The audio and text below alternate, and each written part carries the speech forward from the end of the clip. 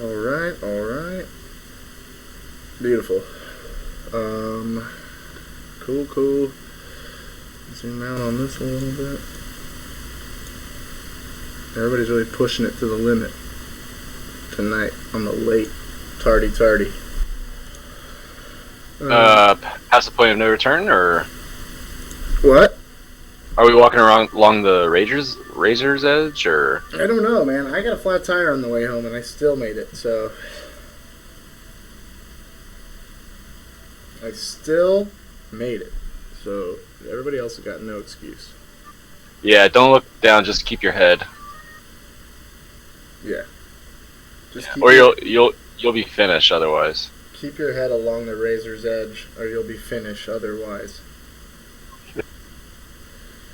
Alright, time to fucking get everybody in here.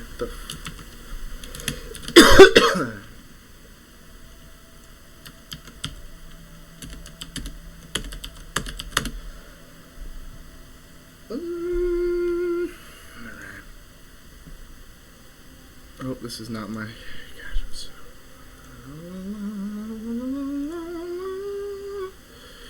Gonna get this music going in here. Okay, so it's all under the assets, the second little tab. What are you talking about? The tokens. Oh yeah, I know. No, I've played with them. Like I've used tokens. I use tokens for NPCs like in the maps. I just haven't messed with giving them. Like I don't want to necessarily like give them stats and all that stuff. Like I'm not as necessarily as heavily invested in the numbers as people might think, and I don't want to make that obvious. Oh no, it's fine. That's not with the numbers. I think for us, it's more of like being able to look at looking at the battlefield and stuff. Yeah. No, that's fine. I just I like I said with the experience earlier. Like I'm not sitting here doing math for challenge rating and experience and all that shit. Goddamn, illusion fucking busted. I know, right? Are you home? Yeah. Okay, well, I'm gonna be like 10 minutes because I have to cook a steak. Of course I'm home. Pay attention to Discord, idiot. 10 yeah, minutes. okay. Yeah, 10 minutes. Be right back. Bye. It's a speed steak. Speed steak. I don't know where the hell Zach is either. He's away from his keyboard. Yeah, he's an idiot. Is what he is. Okay, I'm gonna go do some things that are whimsical. Yeah, me too. I'll be back in about 5 whimsical minutes.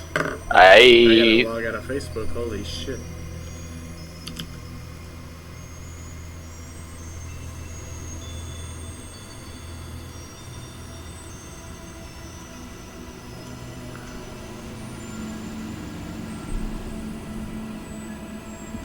Alright, everybody. Wait it out. It'll be good this week, I promise. Be right back. Alright.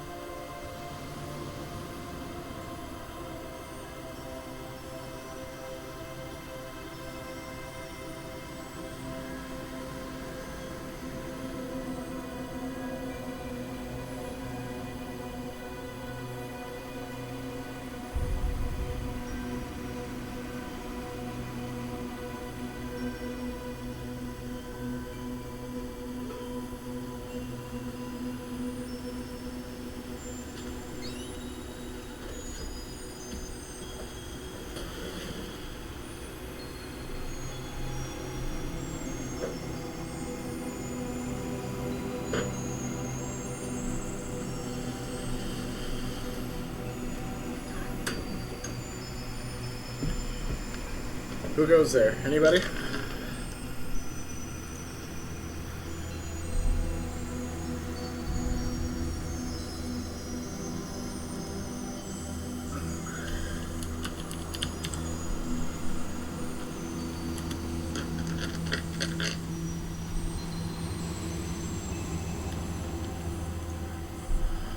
So, tonight, what we have in store for our boys should be very fun. I'm going to go ahead and get all my resources pulled up on my other screen right now. Got my boys.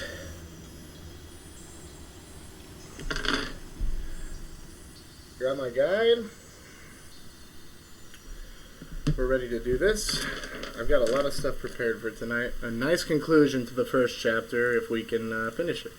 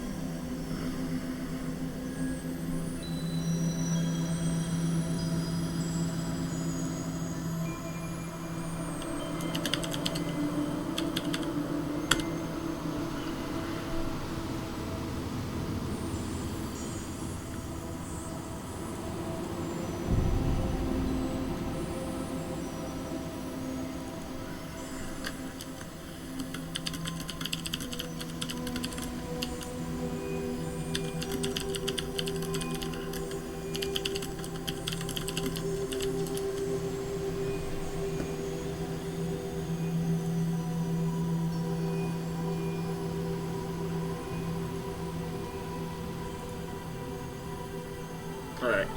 Oh, Phil Chambers is typing. Gonna be 10. Alright, cool. Everybody's gonna be 10 minutes for some reason. Bill Banger? Bill Bangers, dude, he's gonna be 10 minutes. Fuck. Bill Bangers is gonna be 10 minutes. Kyle Broccoli's gonna be 10 minutes.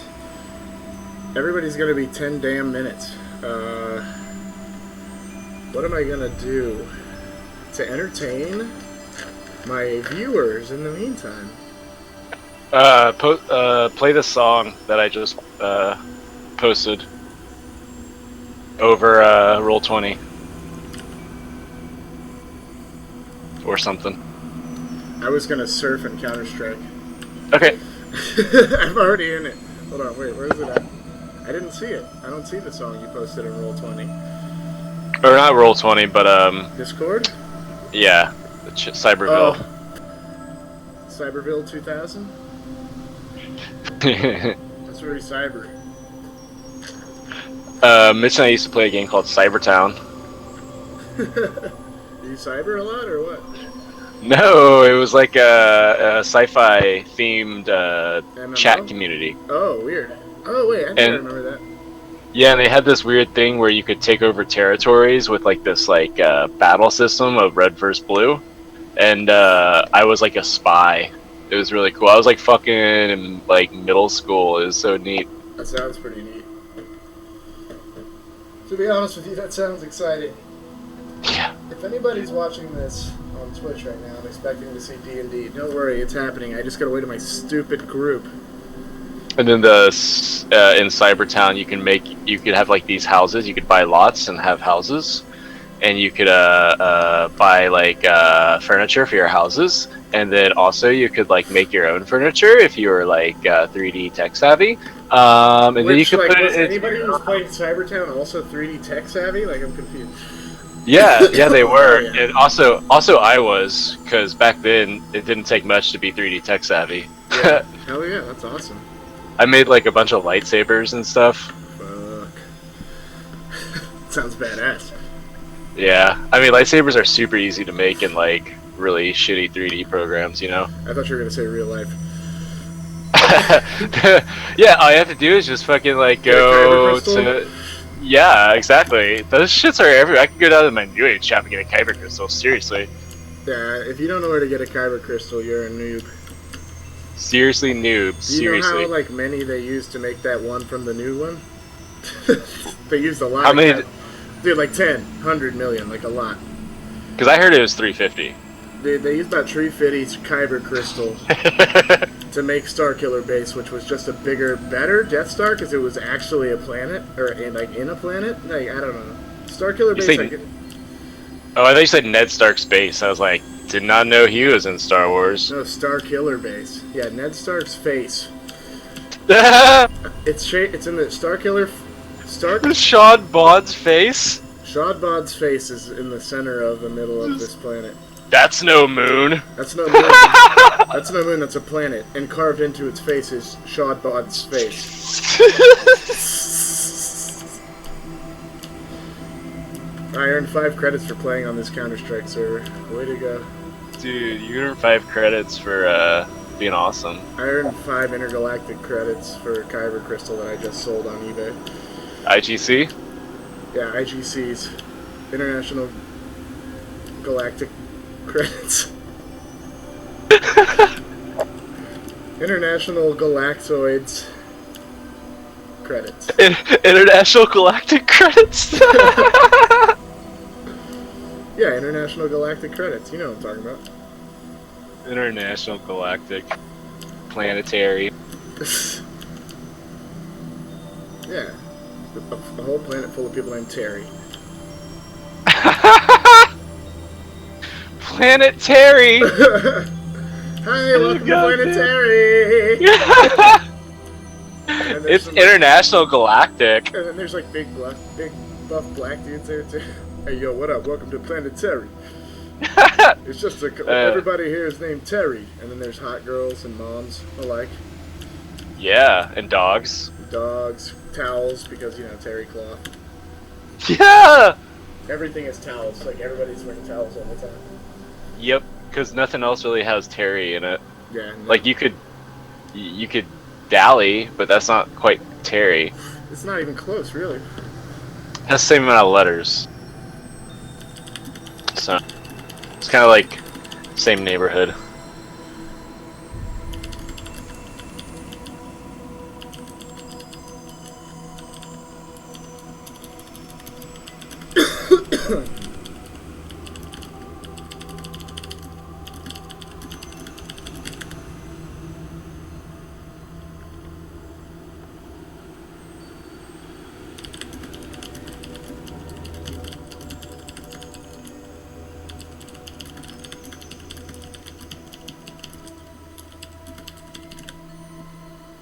Sorry, stream, I'm yelling at people in Discord. I'm telling them they're not going to see a dime of my Patreon revenue if they don't get their asses in here. But don't worry, I don't make any Patreon revenue, so the joke's on them either way.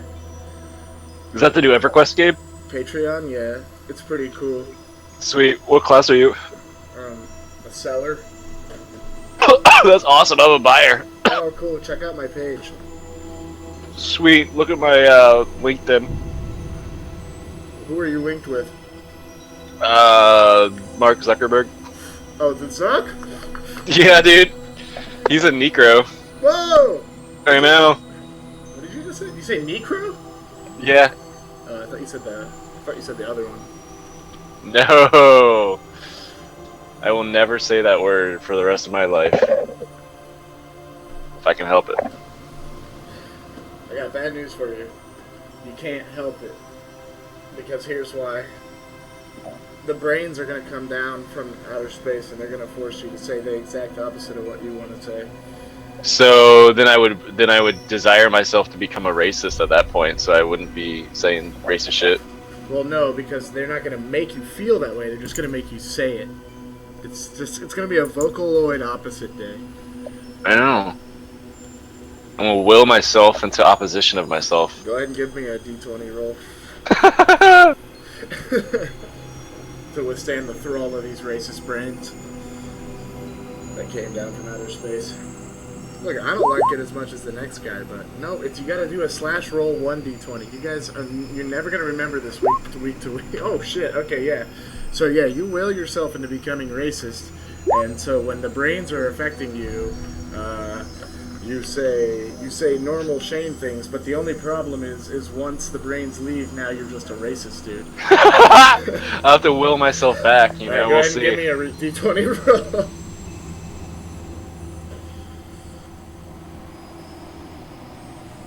No, not resist. Oh my god!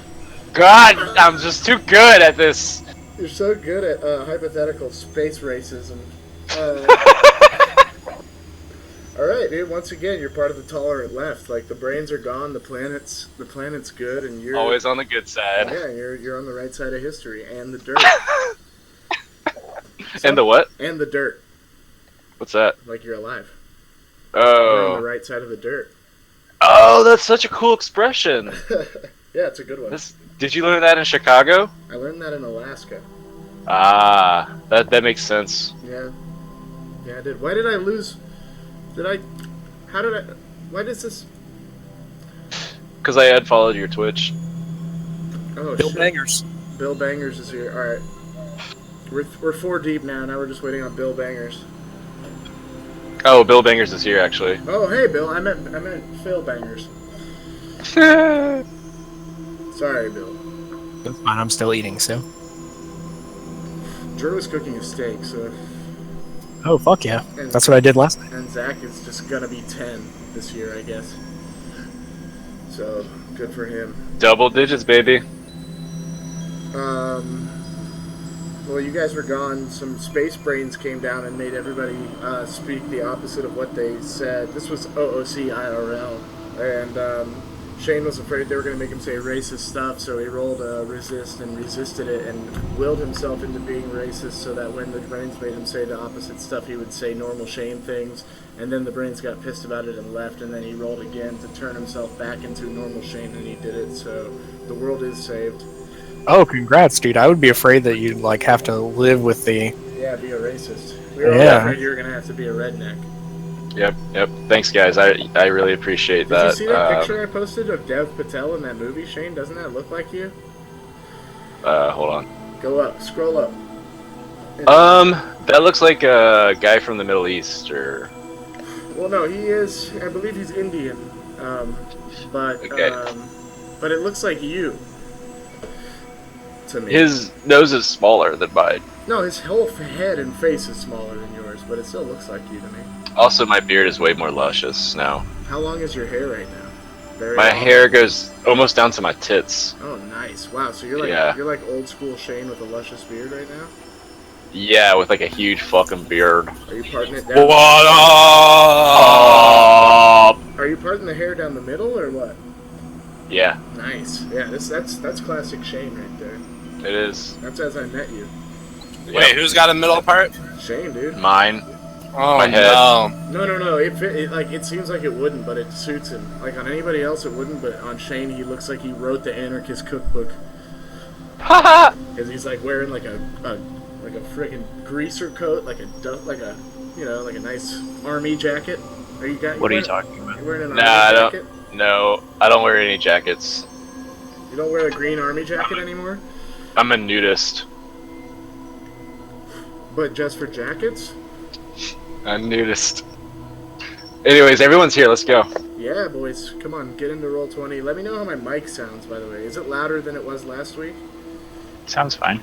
I'm using a headset, so it's all different. Holy shit, Drew. What the hell? He upgraded. What? What the hell? I'm using push to talk, though. That's, Is Because the I'm in same dad mode. that's fine. You don't have to use push to talk, but if I hear anybody besides you, everything's canceled. Alright. Okay. We've got everybody but Kimbo, Dice, and Roll20. Are you going to be in Roll20, Drew, or just... Yeah, I'm coming right now. Alright. I just didn't know if you were going to be Discord only or what. Chill out, dude. I'm chewing some steak, man. I just cooked some steak with some fish sauce and mushroom soy sauce. Sounds great. Well, what rarity is it cooked to? I did mine rare, and Sarah's medium rare. I like a nice medium rare. rare. Sometimes rare is too rare for me. Okay, yeah. I need to grab my waters real quick, and then I'm ready to go. I just left them over on the windowsill.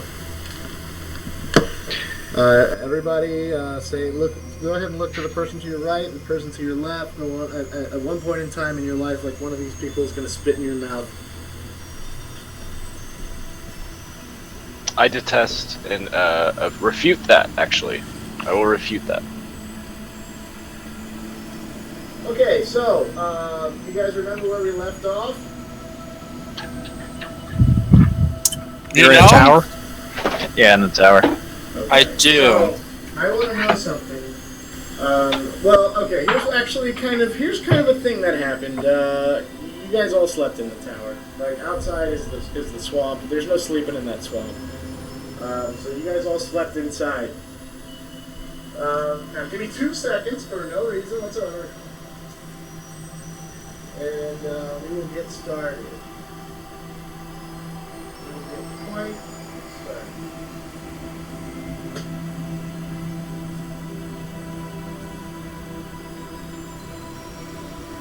Oh, Orc Pub, why you make me log in again? It always makes me log.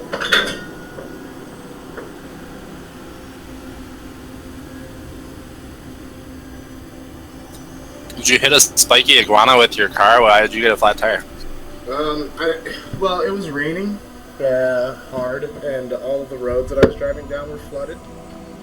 And I do believe a rock or something sharp got sort of jostled to the middle of the road, or like over towards where my tire was, because there was a huge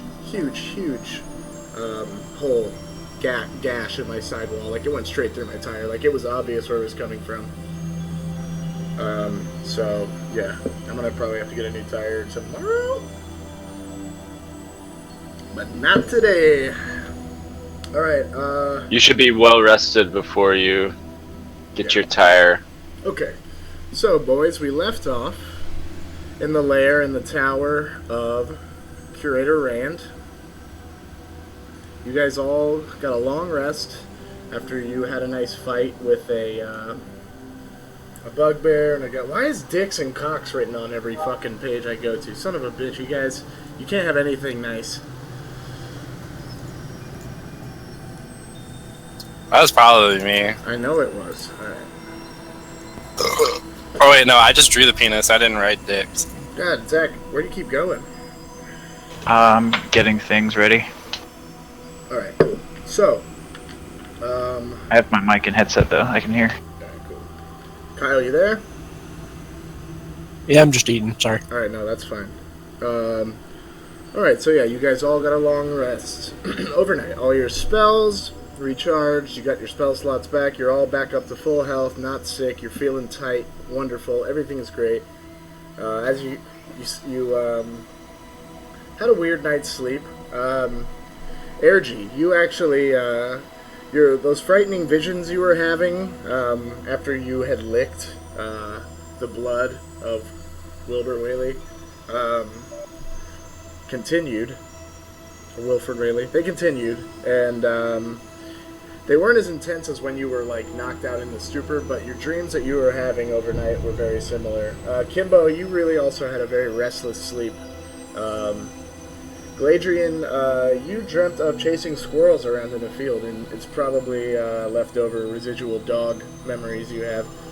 Ha And Theren, you just usually have nightmares, so you pretty much continued to have those.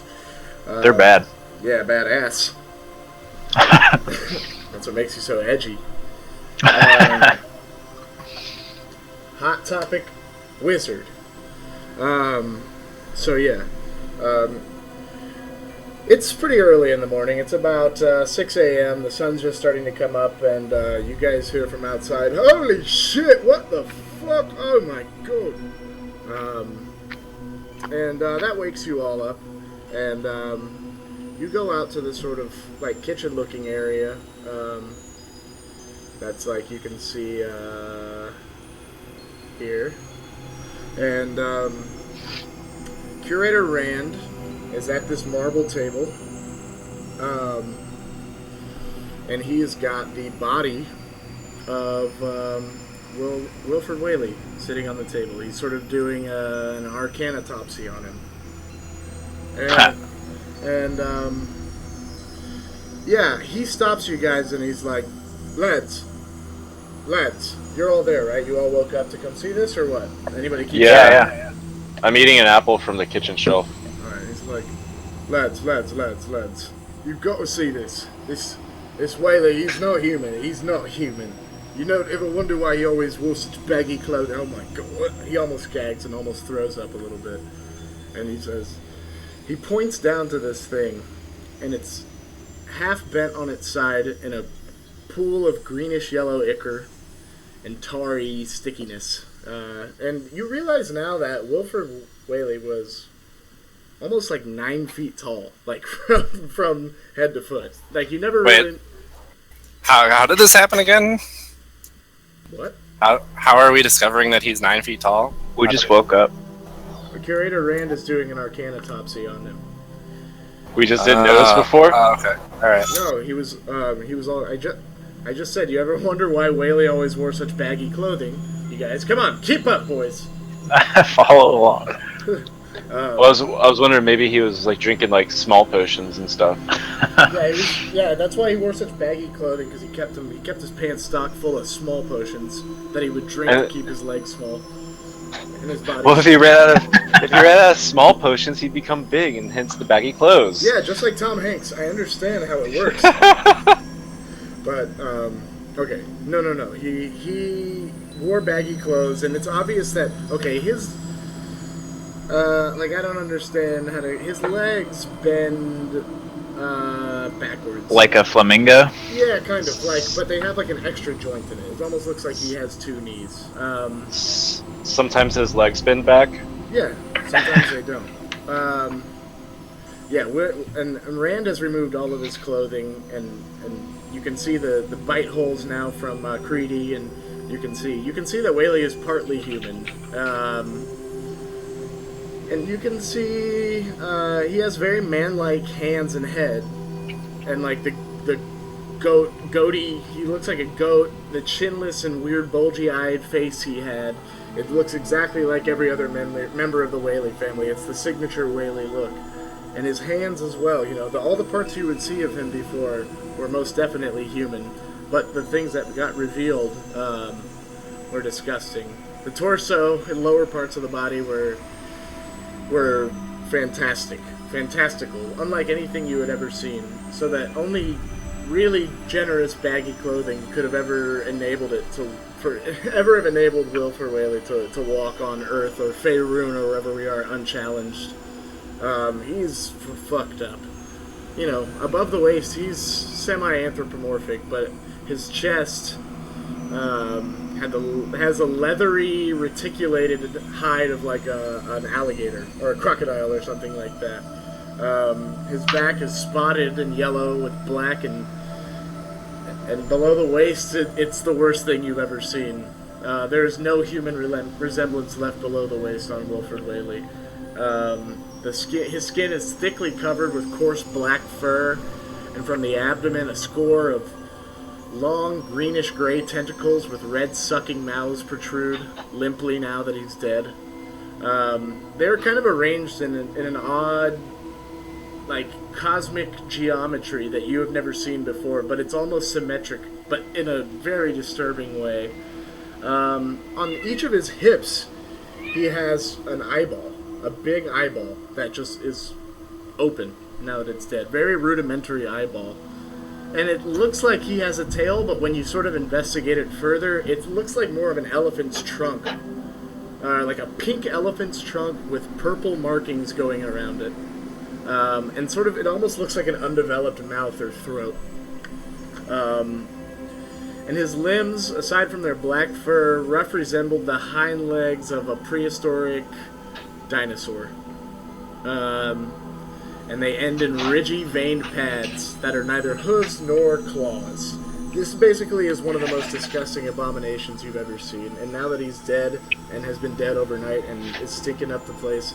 It is a smell otherworldly in this room that you are in. Like, did you say the eyes are still moving, or they're just there? they're just open. It's a The eyes on his hips? Yeah, they're just milky now that he's dead. They're just sort of doing a 1,000-yard stare off into the abyss. But they're very, like, rudimentary eyes. They almost look like reptilian eyes, like a lizard, like a gecko or something, or an iguana would have, or something like that. Okay, can I ask Rand if he knows anything about the experiments that Whaley was conducting on his farm on the cows and stuff? Yeah, yeah, you certainly can. Let's see. Do it in character, Kimbo. Yeah, let's RP it. Alright, is Rand over by the table? He's on the opposite side of the table from you guys. Okay, I kind of, slowly, like, walking with my arms crossed across my chest, my chin up, kind of looking at Whaley, but not, like, really looking at him. Make my way around the table, and I approach Rand, and I kind of, like, nod over to him. Have you, seen anything like this before? Exactly like this, mate? No. To be honest with you, no. I haven't seen something exactly like this. This is one of the most horrible creatures I've ever seen, but features like this I have seen on the drawings, paintings of legend, and not in good places, mate. Not in good places. What do you know of Whaley and his family? We were on his farm. We noticed, They were reclusive, mate. We know his grandfather was a wizard, most likely a cultist. Old Wizard Whaley, they called him. His mother was not much prettier than he was, but I'm pretty sure she was human through and through, and so was his grandfather. They were both human. I don't know. His father was never around. We never knew who old Willie's father was, but I don't know. That's kind of how we figured. His mother, just probably had a passerby come through. But obviously, either something's wrong with his mum or his father was something quite wicked. Do you think his father was a dancer? Well, look at those legs, He had some mate. good What do you dance think? moves. Well, yeah, these legs obviously make him for a good dancer. I believe his father probably does dance of sorts, but I've never. Honestly, the only place I've seen features like this on a creature were in the Cosmo Demonicon, the very same book Whaley was after. Was Whaley a cultist? Not as far as we knew. He was a misguided boy. He was a strange boy. But no, he was never doing anything straight. I mean, nobody knows what happens on Whaley Farm, to be honest with you. It's not that. Can I roll a history check? On what? If there's any historical Whaley cultist relationships. Okay. All right. So yeah, you do remember reading something about a cultist ritual happening about 19 years ago and being disrupted by the forces of good in a remote forest that's a lot more denser, more of a true like medieval sword and sorcery forest. I guess you could say borders Wetfoot Bog, called the Misty Pines. It's not a golf course. It's a forest. They're in a section of it, of the Misty Pines, and they got busted with doing cult activity. And there was quite a lot of strange celestial activity that night in the local area. Reports of livestock and plants just dying out of nowhere, and when like people's pets, you know what I mean? Like they would go to pet their pet, and when they pet them, they would turn to dust. Like it just doesn't even make sense. Corn stalks, entire fields of corn. Just basically a lot of things, a lot of natural things sort of got cursed and died that night. And judging by what you can remember reading about the town of Dunware when you got there, a little bit before everybody else, Aergi. You were there for a little bit, right? Or no? Have you I believe so. Well, I'm a traveler. Okay, so yeah, judging what you know about the town of Dunware, you know that that was around the same time, or like doing the math, you can tell that was around the same time Wilbur had to have been sort of conceived. Oh, so there's a theoretical link of his conception at the cultists? Yeah, that's what you. Okay. That's the connection you just made. That you realize that Whaley had to have been conceived around the same time of that notable cultist ritual disruption. I explained that story to like the group and everything, and meanwhile while I'm explaining it, I'm like kind of petting his leg fur or whatever, and just kind of like staring into his groin region and trying to discern what the hell I'm looking at, how it functions. I mean, that's a penis. But it has no like similarity to a human penis. Is it like Morningstar penis or multi-Morningstar penis? Like I said, it looks like his tailish thing that's coming from between his legs. It looks like a pink elephant's trunk with purple rings on it. So that's the penis. So we can look forward to tentacle rape by like chapter 2, is what you're saying? I mean, that's up to you. I'm not going to put any in, but if you guys make some happen, I can't stop it. Some consensual I'll tentacle grab rape. some condoms. Thank you. I mean, if Gladrien's portrait, from Gladrien. that's what his portrait like actually represents him. I'm pretty sure he's into tentacle things. You got me. So, anywho, so with this information, you know, I explain it to the doctor here, and then I bite into my apple. Can I ask where the dog is? Grady? Oh wait, I forgot. I've got him locked in this room behind me because he absolutely fucking hates this guy. He hates him. He cannot stand looking at him. He freaks out in a way I've never seen him freak out. I mean, I know he killed him and he's not even violent, so... And I think we know why Greedy killed this guy now. I mean, take a look at him. He's obviously not of any sort of origin I've ever seen. Hey, so out of character, last week didn't we end on discovering some kind of statuette and we were trying not to destroy it? Like what happened to the statue? What did we decide? You guys still have it. And then we didn't Rand confess to thieving the lottery, so we're just chill with him now. I really don't remember what our attitude towards him. He didn't confess to thieving the lottery. He was rigging it. Oh. Yeah. I have notes. Okay, here's the thing though: is he was rigging it for Whaley. Yeah, something went wrong. Yeah, I'm on my other computer. The laptop has all my notes from last week. You guys came really early and prepared this week into it. Well, in my defense, you totally gave me, I don't know, you said that you had a flat tire and it was going to be postponed, so I went with that. So that was the last thing you said. Meanwhile, I was basically live tweeting it to Discord. Anyway, okay, so the statue. The azalith, as it were.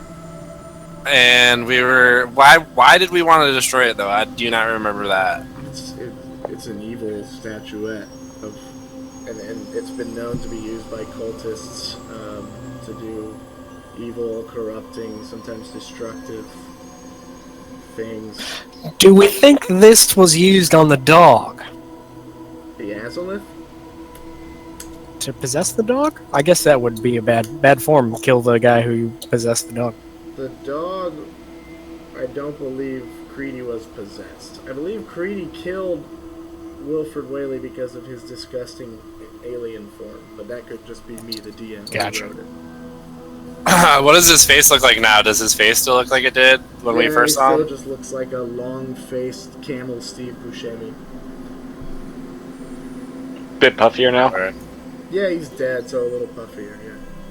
So I think we were gonna go make our way out to the ruins, I think? Yeah, the pavilion, the ruined pavilion, with the destruct orb on it. Yes. Yes, we were. Destruct orb. That's where you guys wanted to go? Yeah. Alright. Do we have anything? Do you guys want to mess with the body? Poke around? Perception check? Actually, I want to do a perception check on maybe a book up here that has to do with his destructo orb. Okay. Do you... I mean, are you gonna... Why don't you RP that for me? Like, how are you gonna find that book, find out which book? Like, what? Sing a song. Yeah. Ooh. Oh, I get it. Hold on. What's the dude's name that we're talking to? Rand. I say, Rand, my boy, this Destructo Orb, surely you have notes. It's a complicated machine, no doubts. Well, could you perchance let us borrow one of these books? Which detail... For sure, mate. Absolutely. Good. Wonderful. Just go over to the, you see that counter over there? You see the tomes on that counter? Grab the skinny green one. The skinny green tome next to the towel? Yeah, next to the terry cloth. Next to the planet terry cloth. I grab it and then I put it in my bag for later. Alright, as you put it into your bag, you notice that it's titled Esotericisms of the Third Kind. Which I will happily type in chat. Just for fun.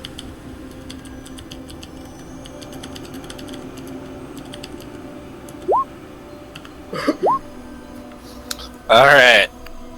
Alright. So, you guys are gonna go ahead and head over to the ruined pavilion. Go ahead. Yeah, that's fine.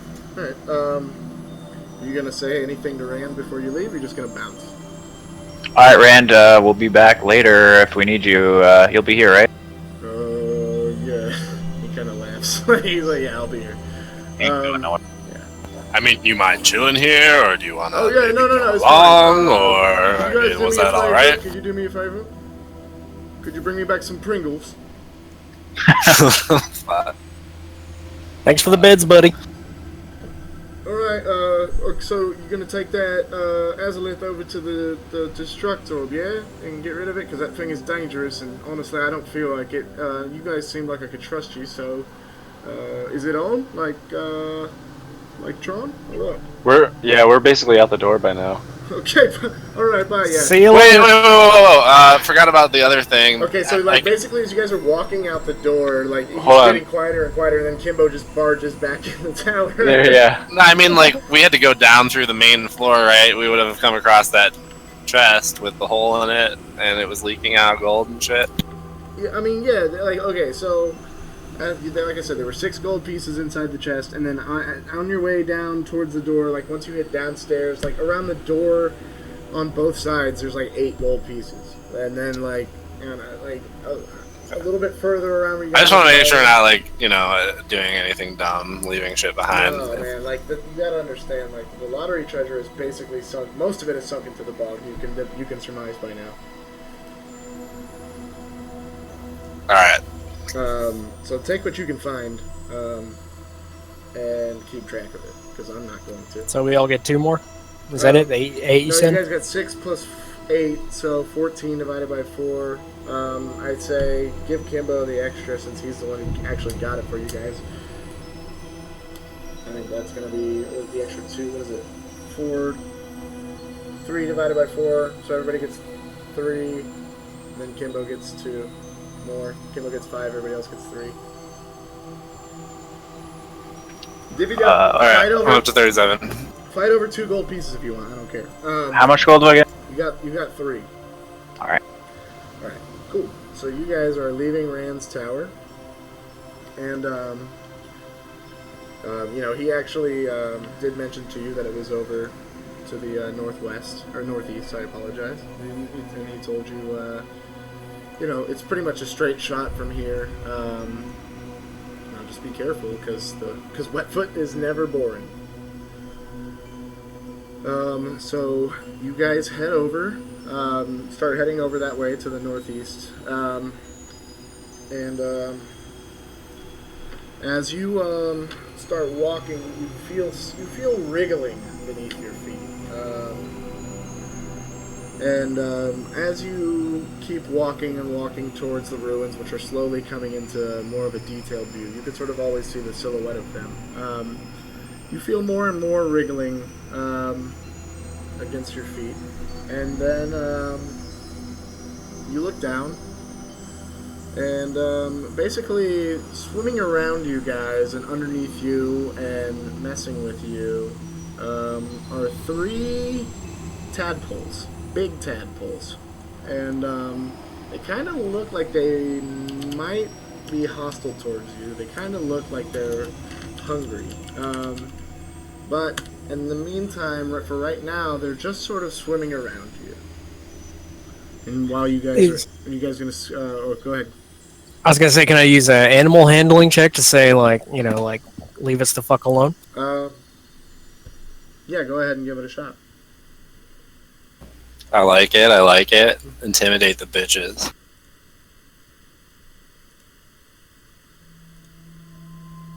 I thought...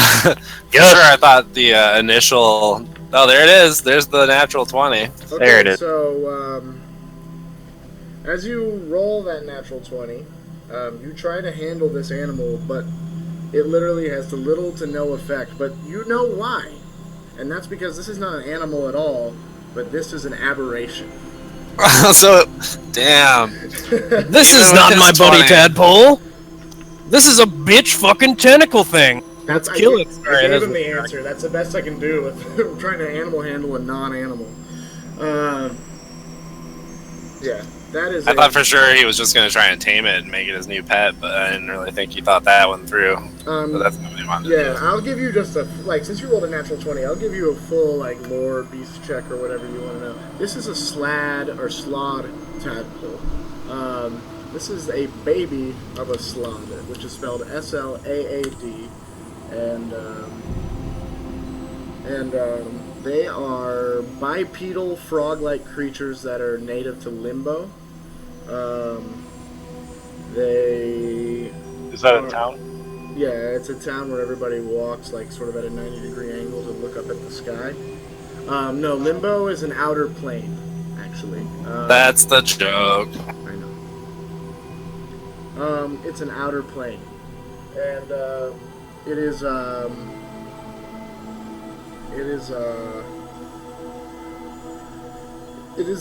5 infinite layers. It is highly morphic, and the elements that live there are air, earth, fire, and water.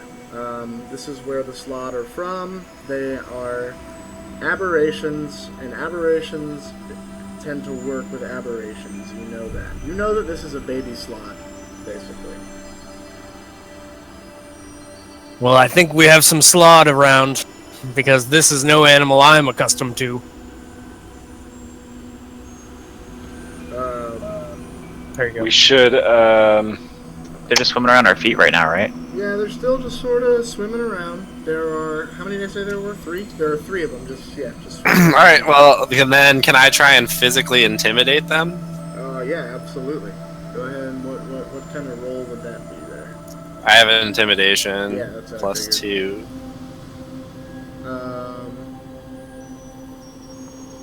Okay, go ahead and roll it. Damn it! They definitely notice you, what do? You I kind of just said, plant a firm foot forward towards them, and stomp and make some ripples and just broaden myself when you out. try to stomp and ripple, it does make a thud noise, but it's kind of like when you punch oobleck, it doesn't really ripple. It's like in the stomp isn't really that impressive because it kind of hits like a semi-soft ground. I have an idea. I'm gonna play my lyre. Okay. And I'm going to recall my experiences in the aberrational plane from the previous day as I play in order to I don't know why we're fussing with these, but it's what we're doing. So Yeah, I mean, I'm down to just ignore them and keep walking. I'm also cool with it. I was just trying to make some buddies. I don't know how I feel about just turning my back towards a hostile creature. Yeah, Well, they aren't hostile. But they are inherently evil, and they are starting to circle you a little faster. Alright, well... So I'm trying to like kind of like enchant them in a way, like mesmerize them in some fashion So, with my discordant lyre. So it's a performance check. You know, they are. What kind of tune are you playing? It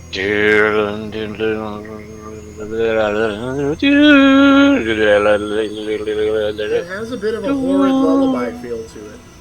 Yeah. And they do like that. And they were starting to swim faster around you guys. But now they've slowed back down to even slower than they were circling before. But they're still swimming behind or around you guys. I got an idea. Can I cast a minor illusion of like thunderclap to see if they'd, get the fuck out of here? You want to do an illusion thunderclap? Yeah, cast an illusion. Like, they're in the water. If lightning strikes, like, they're gonna fucking get electrocuted. Right? Nice.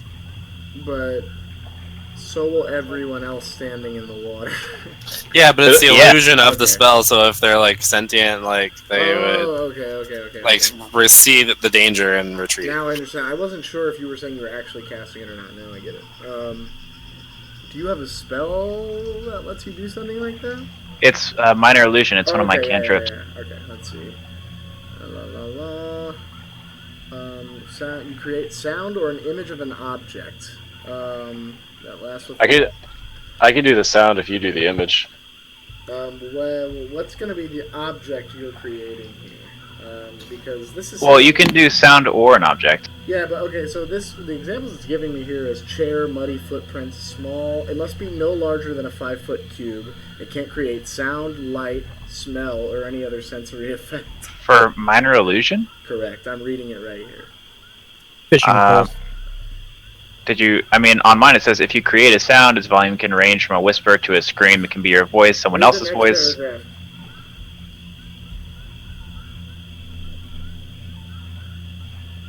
You create a sound or an image of an object within range that lasts the duration. Wait, That's are you the looking first at Orc- sentence. Are you looking at OrcPub? Yeah. Okay, so click on Minor Illusion. You see where it says Illusion Cantrip. You see the first paragraph, the second one, if you create a sound, blah, blah, blah. The one after that, it says if you create the image of an object, such as a chair, muddy footprints, or a small chest, it must be no larger than a 5-foot cube. Yeah, but I'm not Okay, making an exactly. image. Oh, wait, okay, well, I thought, because Aergi was saying he'll make the sound if you make the image. So you just want to do the sound of a thunderclap. Yeah, Oh, because thunderclap is just a sound. exactly. Okay. Well, I can do the visual part then because I have prestidigitation. Make like a flash in the sky or something. Yeah, just like nearby. Yeah. Okay. Yeah, so go ahead, both of you guys give me a spell roll. Spell roll. That'll be 1d20 plus I guess.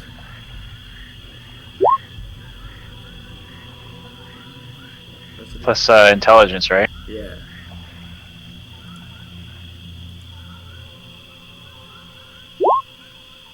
Okay. It's charisma for me. All right. So yeah. All of a sudden, there's a bright flash nearby that almost takes a plasmic, wavy shape.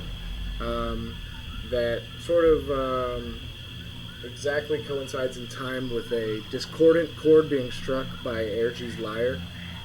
And at that very same time, the only person that can really hear that discordant chord being played is Aergi, because there is a loud-ass thunderclap. And you guys basically successfully created the illusion of a giant nearby lightning strike and thunderclap. And these three slod tadpoles swim away, scared. It. Yeah. That's what, Sick, Onward, boy. my friend. Yeah. you guys don't see them anymore. They gone. Okay. So, as you begin to approach The as you begin to approach the ruins of the pavilion, you see a silhouette of something really fucked up that you have never really seen before. And as you get closer to it, you realize it's a fucking spectator. Oh shit. Like an audience member? No, like a No, nature beholder. I see. And he's pissed, and he looks at you guys with his like 6 eyes, and his one big eye rotates to you last, and he immediately flies toward you, and I'm gonna need you guys to roll initiative. So he just caught us before we could notice him? He has a perception +6 So do I. because he's made of eyes. He's a floating eye stalk. Oh, I thought the... okay, never mind. What? I was zoomed in on the map and all I saw was the dude with the crossbow, but lo and behold, there's 3 characters on this map altogether. Yes, correct. Alright, shit. Oh, baby. I need to grab my notebook real quick because I'm stupid. Hold on. Sorry. I'm gonna grab one too. I set one aside. I'm gonna grab a pen and notebook and I'll be right back. I will grab another drink. Grab my dick. I'm gonna also grab my dick. Is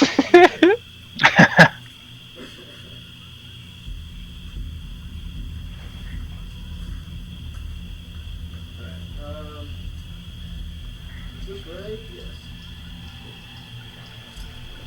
Cool, cool, cool.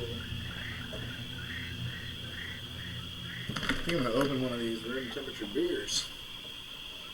You know what I'm saying?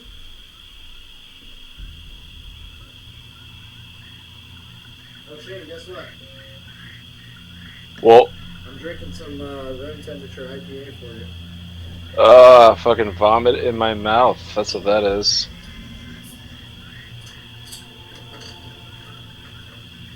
The only reason I'm gonna drink at room temp is because I can't go downstairs, and I'm not breaking up shit that hard. Can't put some ice in it. I just got a message from a viewer who may or may not be my mother that said too much dick grabbing. So, I guess only one of you should have done that. You guys did it too much. Well, I won't tell her what I'm doing now. Oh, gee. Oh, my God. Hello, I'm back. You're banned from the campaign. I'm touching my belly button. Oh, okay. That's way worse. Everybody knows. Alright. So we've got Return of Kimbo. I'm just waiting on Glady. I'm here. Alright. So yeah. I'm gonna go ahead and write down this order.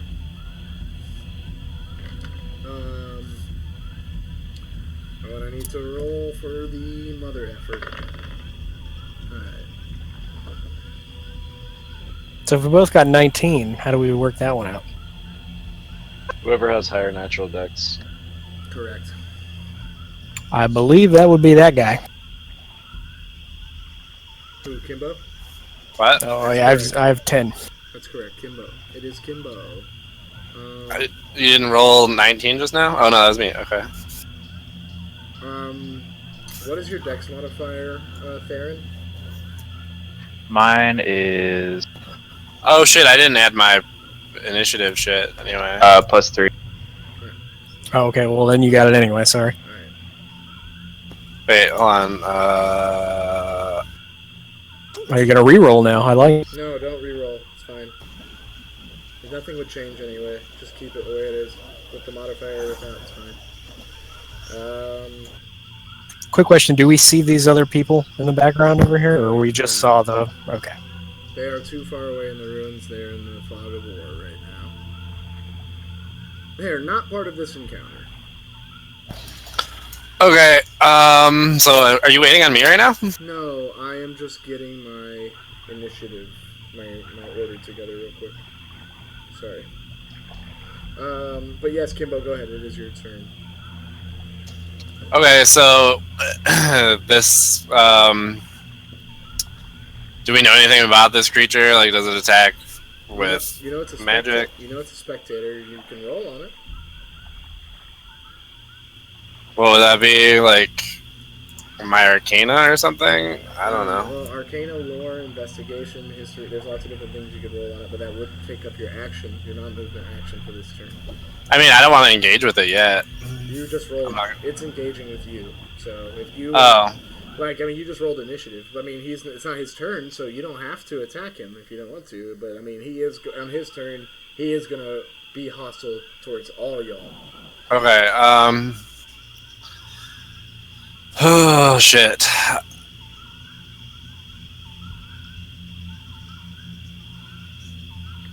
Passive key point as a bonus action. Alright, well then I guess I will just engage with them then, and I'll make an attack. Okay. With your quarterstaff? Yeah. Alright. So, let me... The, equation again was... I have it written down somewhere. What did I say it was? You get your hit modifier, which is your dex and your proficiency. And then I get to... Oh, I have to roll an attack for both, right? The combo? I love the evolving combat for Kimbo. Correct. You have to roll a hit for both, an attack for both. Roll 2d20.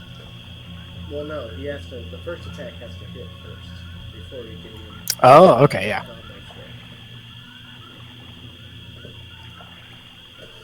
That would make sense. Yeah.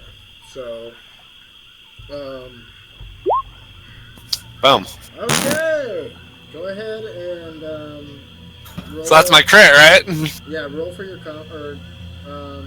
roll your damage dice twice for your quarterstaff, and then. Alright, so I hate to add another layer of overpowered, but because I am an orc, I've been waiting for this shit. That's my first crit. I get to... Oh, of course I can't find it right now. I can add something to the crit damage. Look it up. Look up Orc 5e. Or I'll look it up. Maybe Shane knows about it. Isn't it like a strength bonus or damage bonus or something?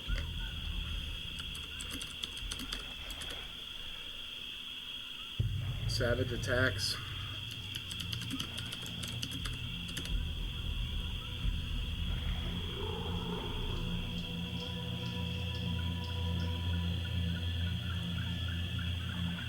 When you crit with an attack made with a simple and martial weapon, you can roll one of the weapon's damage dice with an additional... You can roll one of the weapon's damage dice an additional time and add it as additional damage of the weapon's damage type. So I calculate my crit damage, which is just my normal damage times 2, and then I just add a half of that again? No, what, crit with an attack made with a simple... You can roll one of the weapon's damage dice an additional time and add it as additional damage. Hold on. Hold on, Mr. Spectator. 1 second. I have to look up What how are I can you guys go talking proceed with about? this. So I've like calculating crit damage. I just crit my initial attack, and I don't even know how to calculate crit damage. Okay, the way you do crit damage is you roll the damage dice twice and add your modifiers once. So I'd be rolling it 3 times then, because of my passive. Yeah, it looks like it. Okay.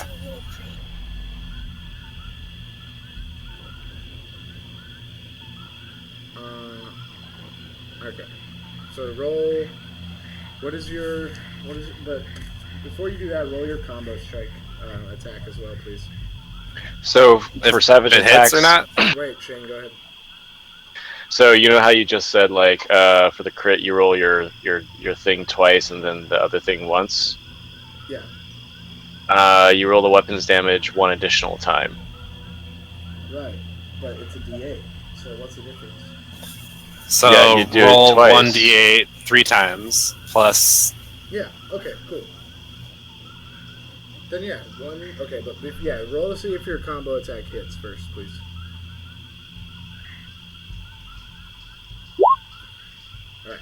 Thank you. So yeah, go ahead and roll 3d8 or whatever, right? D8 for the quarterstaff. 3d8 plus whatever your damage modifier is once.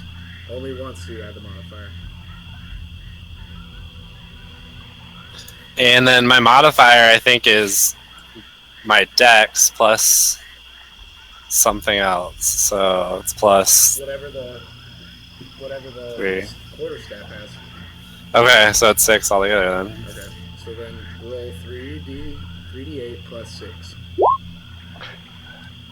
All right. Thank you. All right, so,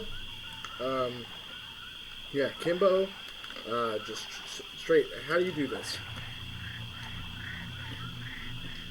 I'm gonna do, since there's a crit, I gotta do something crazy dramatic. I'm just gonna charge at him, like with a dash, jump up as high as I can, and then just do like a forward flip and smack down right in the center of his eye with my quarterstaff. You straight up snap off one of his eye stalks, and purple blood just starts flying all over the place. And Nice. The other, like you break through one altogether, and you hit another one, and it feels like you broke a bone in it, which is weird. But that's what it feels like. And the eye on that stalk closes, and he is bleeding purple blood and pissed. And yeah, you hit him real good, and he's mad and bloodied. So yeah, do you want to move at all? You moved, I would say, about 10 feet to approach him, to encounter him. So you have 20 feet left to move, I guess. 30, because I got 40 movement speed. Okay. Yeah, sorry. Anyway, no, I just back off another 10 feet. Like, I just kind of... Can you move after you've already attacked? And Oh, no, moved? I guess not. Yeah, sorry. You actually only get one move. You're right. Asshole. Fuck. What were the other things? Like, you have 5 different actions per turn when you're in combat. So, like, or 5 different things that you can do. Like, one of them is, like, a defensive reaction. I feel like there's something else. There's bonus action. The reaction is when you delay your turn. Okay. Alright, well, I'm done then. Up next is Gladrien. All right. Well, I look that beast right in its many eyes, and I'm like, you know what? I think we can light it on fire. So I'm gonna produce a flame and throw it at him. Okay. I know it's probably a bad idea, but I'm gonna do it anyway. You're gonna produce flame. Yeah, produce flame is my cantrip. Yeah, I remember that from last week. So you are going to read that a little bit. Alright. Flickering flame appears. You can also attack with the flame. Alright, so give me a spell casting roll, which is going to be you got it all set up. Alright, yeah, that fireball goes just right, like through to his tentacles are sort of like snaking and medusing around with his eye stalks, and it just goes through a small gap, barely just created by those things, just swoop right through. Like it's like you dodged it, but kind of like you just straight up like aimed for the gap. Just slowly sink into the bog to camouflage.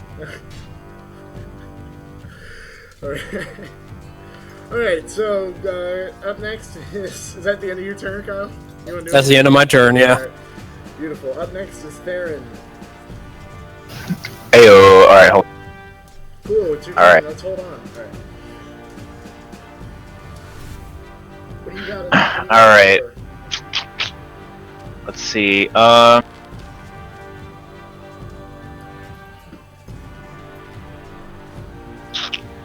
I'm gonna go ahead and try and cast my chromatic orb straight at his big eye. Just staring him down. I'm gonna cast him to shoot it right in his eye. Big. Alright, cast chromatic orb right at the big eye. Hold on. I had to refresh my Twitch window, so it's coming back in right now.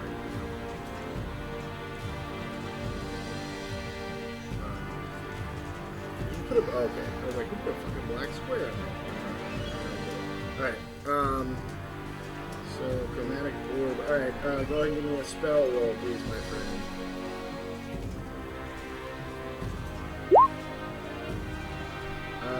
Beautiful. That is going to be what we like to call in the biz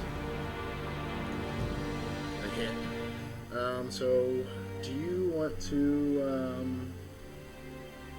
what kind of damage would you like to do? I think I'm gonna use what is thunder damage? I'm gonna use lightning damage. What's it? You're gonna do thunder damage? Lightning. No, I was reading it because it says you can do acid, cold, fire, lightning, poison, or thunder damage, and I'm kind of like, what the fuck is thunder damage? I actually don't know the difference between lightning and thunder damage. Probably heat Thunder and sound waves. Yeah. Yeah, I don't know. I'll do lightning damage. Alright, so go ahead and roll me 3d8. Ooh. Oh, it's 3d8. Sorry, I put 6. Oh, okay, cool. Yeah, go ahead. It is 3d8. Go ahead and reroll. Better. Um,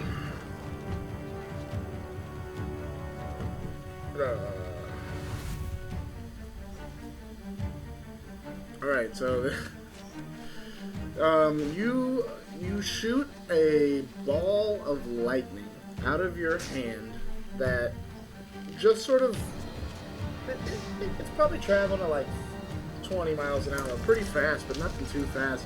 But it's like he just stares it down like a deer in the headlights, and his eye gets shocked and sort of fried up like you can hear it sizzling and just it's gross, and then it just paralyzes and gets all milky and cloudy, and the pupil dilates all the way out, and it is just obviously blinded and pissed. It is now basically its remaining eye stalks are weaving around, darting around like crazy now, looking at the four of you, and very frantically trying to keep an eye on what's going on with you guys. It is now the spectator's turn. Somehow he uses he has this okay, let's see. I have his monster page open. Yeah, I'm looking at him too here.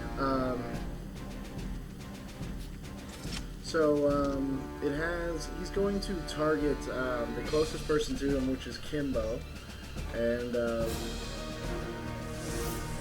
he is going to target you with Wounding Ray.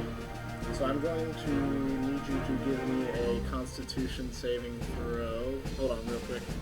What is your AC, Kimbo? 16. Yep, he rolled a crit 20. Oh shit. So, Shane, when a monster rolls a crit 20, what happens? What do I do? I think same thing, right? Just double damage? Alright. Yeah. So,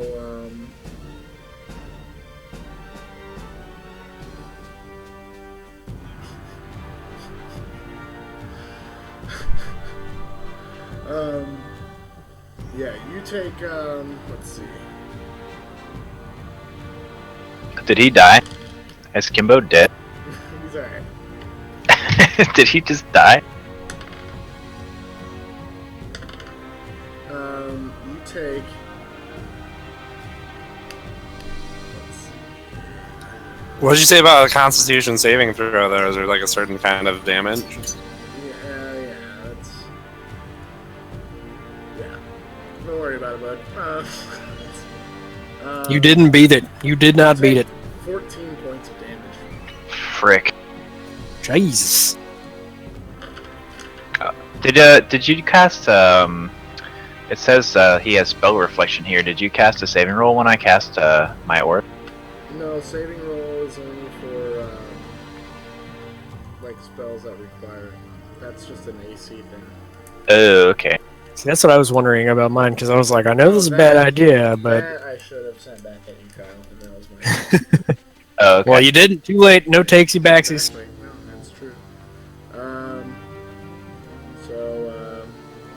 Yeah. That is it. That is his turn. You take... Kimbo, you take 14 damage. Kimbo, I'm coming for you, buddy, when it's my turn. And it is now Aergi's turn. Get on Alright. Aergi. I'm going to strum my lyre and say, though the day be done and dark is set upon the dirt, your face is full of flames and fairies light the way. And I cast Fairy Light, and it covers him in this like glorious, like fluorescent rainbow, like business, and everybody gets an advantage on him. Okay, cool. Oh, shit, yeah. Wait, And then I'm Fairy going Fire? to- Wait, what is this? Fairy Fire? Yeah, Fairy Fire. Okay, gotcha. So yeah, I'm gonna like blast it in his fucking face, mate. Is there a saving roll on this, or does this just happen? Let's see.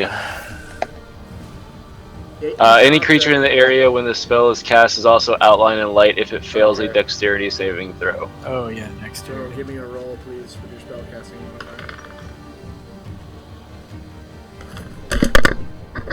Sorry about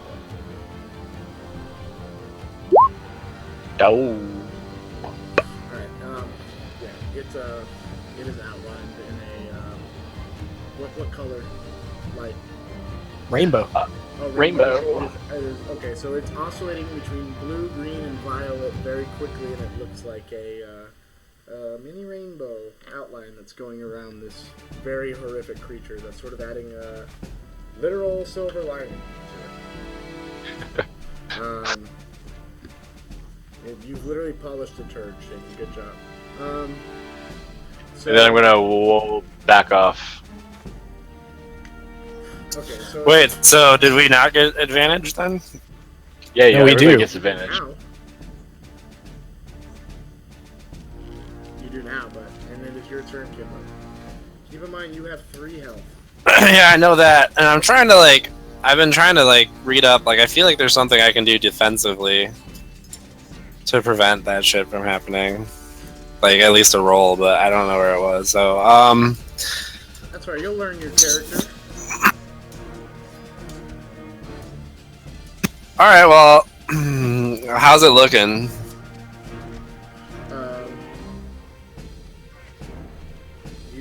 He's on the verge of death.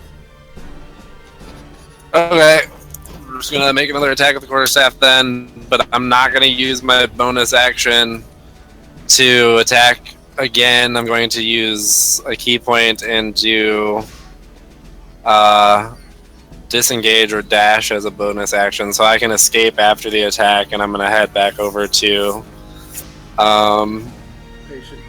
Wait, no, what is that? Oh, It's Step of the Wind. Yeah. Okay. and I'm gonna retreat towards Gladrien. Yeah. Attack roll first, please, Bob. Yeah.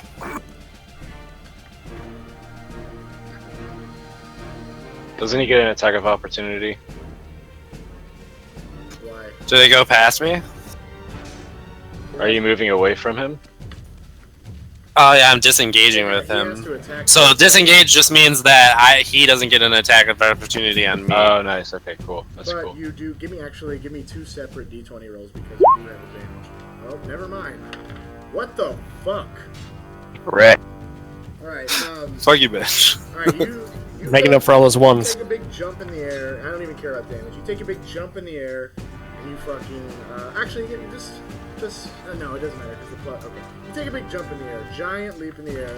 You guys in the party have never seen such a display of orcish athleticism in your life, and this half orc monk with perfect form jumps almost what you would say 10 feet in the air and comes down with the force of a meteor on this spectator, and all that is left is a purple mist and like 1 or 2 eyeballs on the ground. Hell yeah. Okay, so I'm gonna do like a 3-point landing where I'm like, I've got my fist down on the ground, right? 1 flat foot, and then my left knee. And I'm just like looking solemnly into the ground and tending to my wounds. Yeah, and you guys have defeated the spectator guarding Rand's ruined pavilion. He dead. Well done, friends. Fuck that bitch. From inside, you can hear some chatters and whispering going on, and some strange kind of bestial noises, but nothing. You guys haven't been noticed or anything by what's going on inside the ruins right now.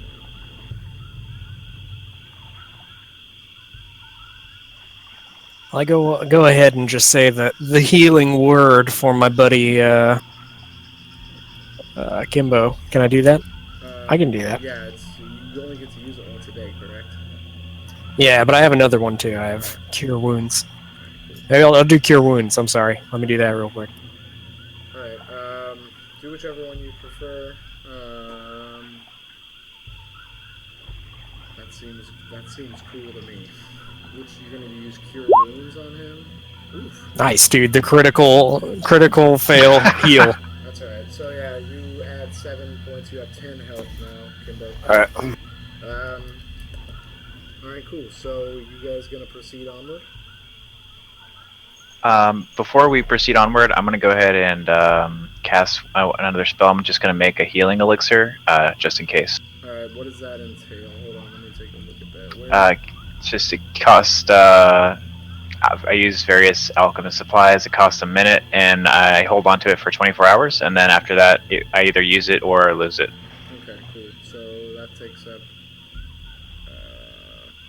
How much does it heal, though? Actually, it doesn't even say. Do I roll for that?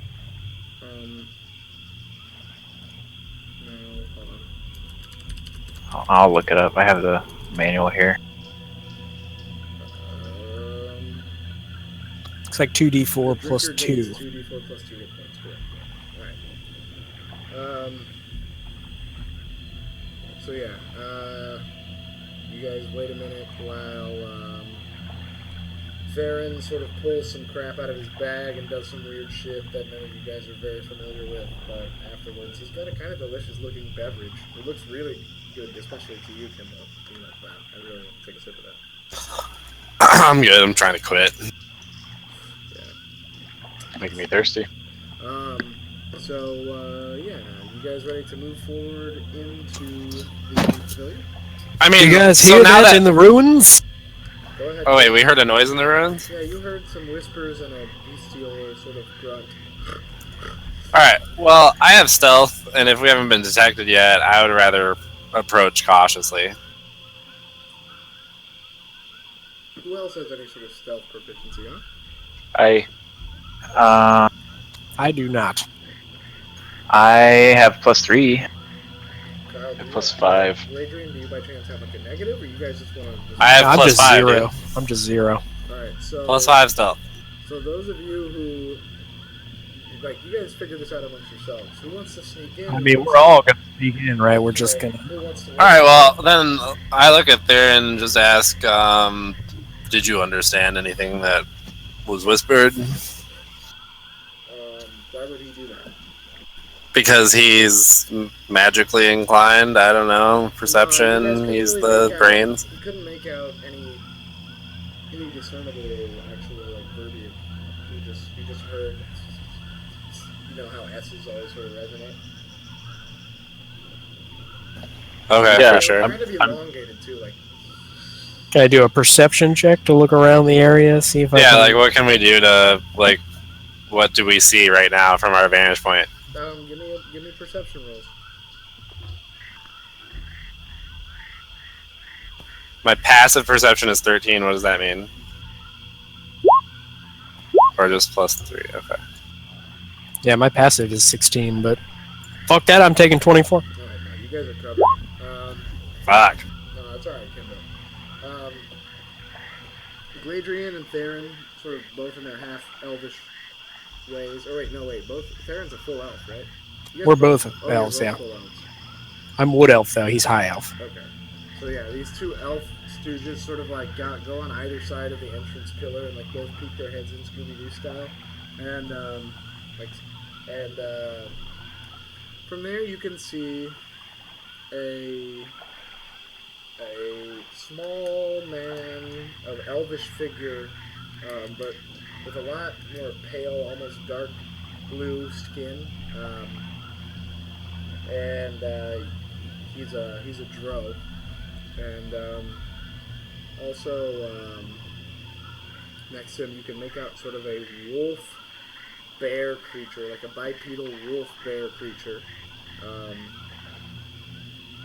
That you don't really know what to call, and next to the two of them is sort of this hologramish, see-through, ethereal-looking vision of a bipedal humanoid person with sort of like a tentacled face. Like its skin is bluish purple hue, and it's got a beard made of squirming tentacles, and it's got black beady eyes, and it looks ethereal. It looks like it's a hologram or a projection, an astral projection of some kind. And yeah, that's all you can make out. It's a drow, a strange wolf bear, and a squid man astral projection hologram. Yo, can we do a minor illusion of Azeroth or whatever the fuck? It can't be bigger than 5 feet by 5 feet. Or wait, is that what it was? 5 feet by 5 feet? A cube by 5 feet, yeah. Alright. What if I do one half and then Theren does the other half? Oh shit. We'd both have to get it though. If we don't, then it's gonna get fucked. It'll be a half a guy. Half a god. So, A demigod? A semigod? now keep in mind, all you know of Azathoth is a very crude, rudimentary sculpture that you've seen. That may not even be... Do we have that with us? Yeah. That may not even be what it actually, like what he really looks like that much. Like, you don't know. Like, that's... What if instead of making an illusion of the god itself, what if we actually just kind of made the illusion that the relic or the statue that we have kind of just rolls into the area that they're at, if they try and engage with it or something? Mage hand. Now, if you create a minor illusion of the Azalith, it won't be able to, be interacted with at all. You know what I mean? Yeah. But we could use it to our advantage, like walk in at the same time, as if we are the prophets of Azalith. What do you mean? Like, paint that picture for me. So we have the illusion going. We walk in at the same time, and they're like, oh shit, these guys are prophets of Azalith, and if they don't think that, we're going to convince them of that. What would make them think that, though? I'm confused. Because Azathoth appeared. Oh, okay. Oh, so you're still talking about doing the minor illusion. Just an idea, what do you guys think? What? I like it. Interesting. I mean, yeah, like, why not do something weird? So you guys are going to create the image of Azathoth and walk in simultaneously? And then try to use that to our advantage as leverage in the conversation, instead of having a combat or whatever the fuck, So essentially what you guys are going to be creating is just a big Azalith, a big floating Azalith, because that's the only image of Azathoth you've seen. Yes. Okay, is everybody on board with this? Let's do it! Why not, dude? It sounds good. Alright, so... Maybe we can just, like, get, like, this weird opportunity to work with them or something. I'm going to, need, Hey, if we become leaders of the cult, we can all get them to drink the Kool-Aid. Yes, I like it. okay, so I'm gonna need Theren and, Aergi to give me spell casting rolls. For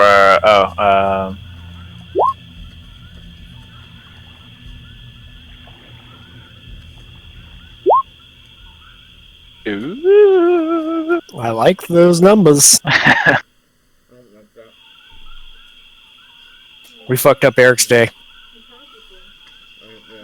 He's eating a donut though, so he's fine. No, it's like these weird things. Yeah, Ugh, donuts. peanut sauce. Ugh. Peanut sauce is so good. What? I hate peanut sauce, dude. Ugh. And that rice paper? Oh my god, it's disgusting. Get out of here. Ugh. Yeah, I like these shrimp spring rolls. I like struggle to eat that. Ugh. You're crazy. Struggle to eat delicious food. Yeah, seriously. Ugh. That was really Ugh, it's so good. Ugh. Ugh, gourmet food, gross. Ugh. Mm. I mean, just like that combination was. I do not like peanut sauce one bit. Alright. Back to what I was doing. So yeah. So we did it, or Hold on.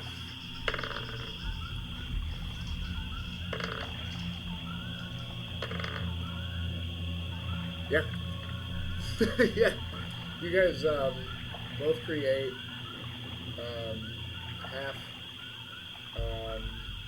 of an azalith.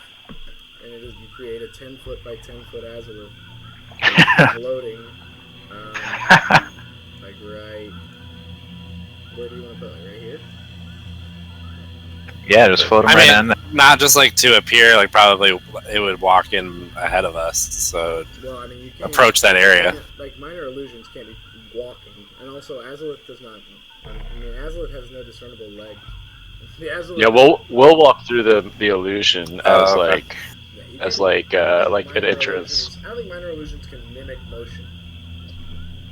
I don't think so either. They're very simple. You guys are level 2. This is a minor illusion.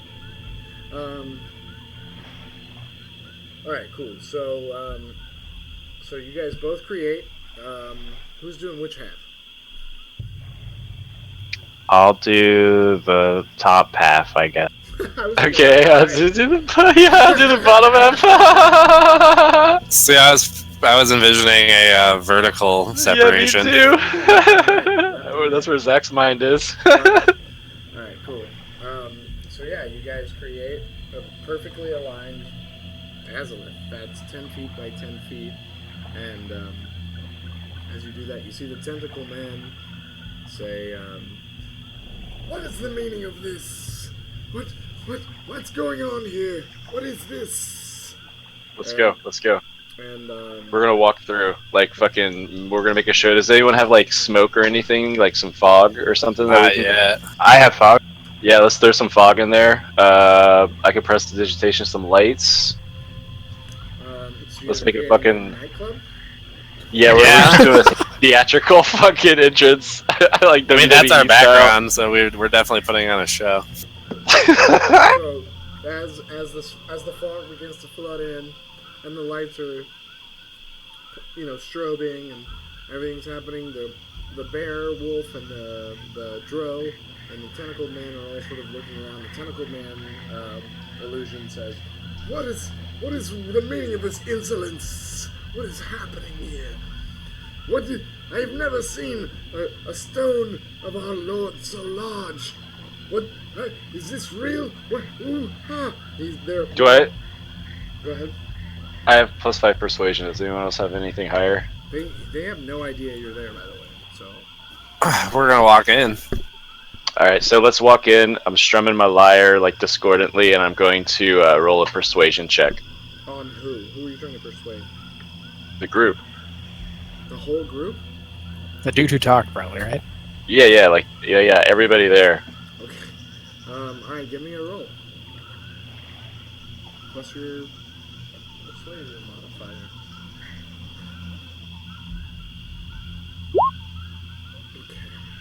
Okay. Wow, you persuaded me. Okay, so I walk in, and I'm What do like, you say? I say, "We are the prophets of Azathoth. As you can see, Roll me a blood we- check, dude. are the prophets of Azathoth." I just persuaded them, though, you know? Yeah, there is no bluff. Okay. I have deception. But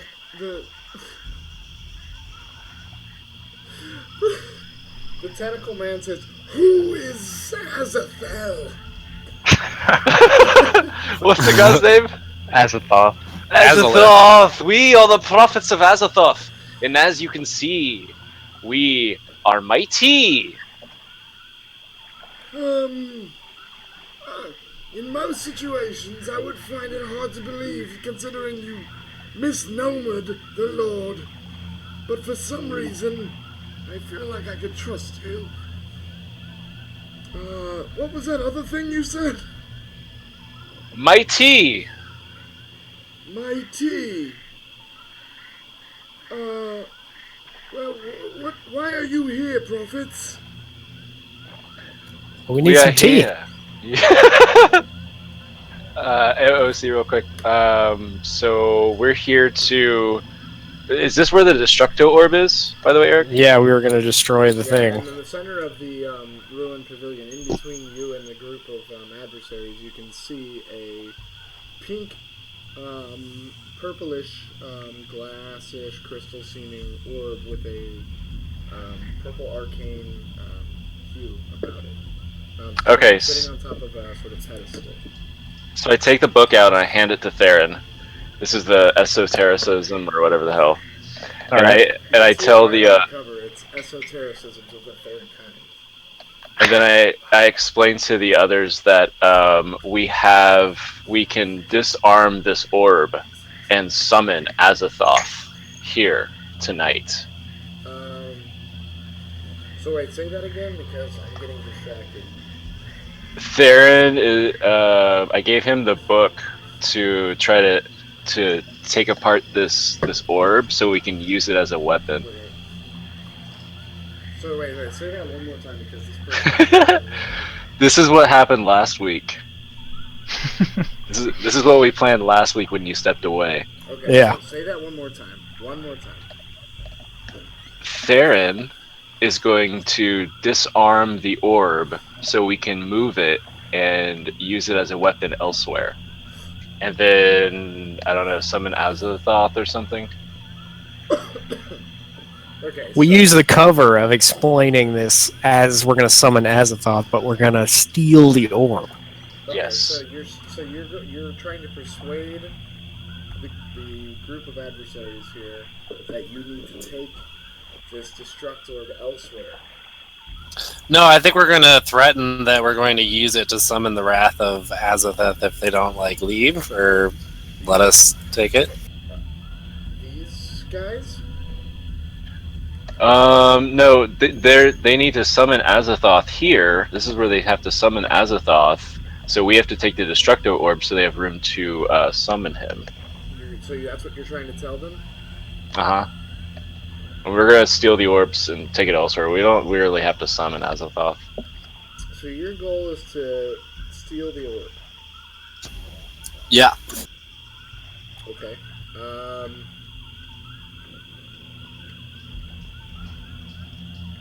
Okay, so you guys are still outside the room? Oh no, you've entered the room now and you've persuaded them and told them you were my tea. And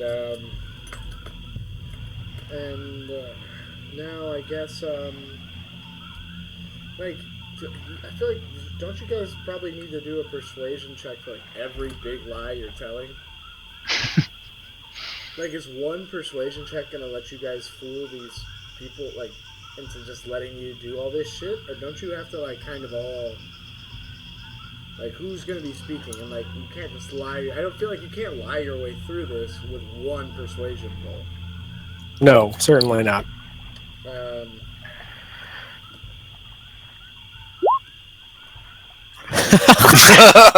So weave your deception. Thank you. And so once we disarm this orb, we shall take it and put it in a safe location where it will decompose and harm no one. Here, then, you shall summon your Lord and Savior, our Lord and Savior, and then it will usher in the new era of Azathoth. Am I right? Yeah! Well said. It is as good a place as any to summon the Lord. But we have nearly not even close to a fucking enough Azaliths to summon our Lord. If you are prophets, You should know this. It's in all of our memos. How many How many you need? athletes we have. How many you need? We just arrived. We need We've- 420 azimuths. Yeah, we have that. Roll. You gotta roll. Yeah, come on. That's a new Gotta roll. Where would you... So it seems you do.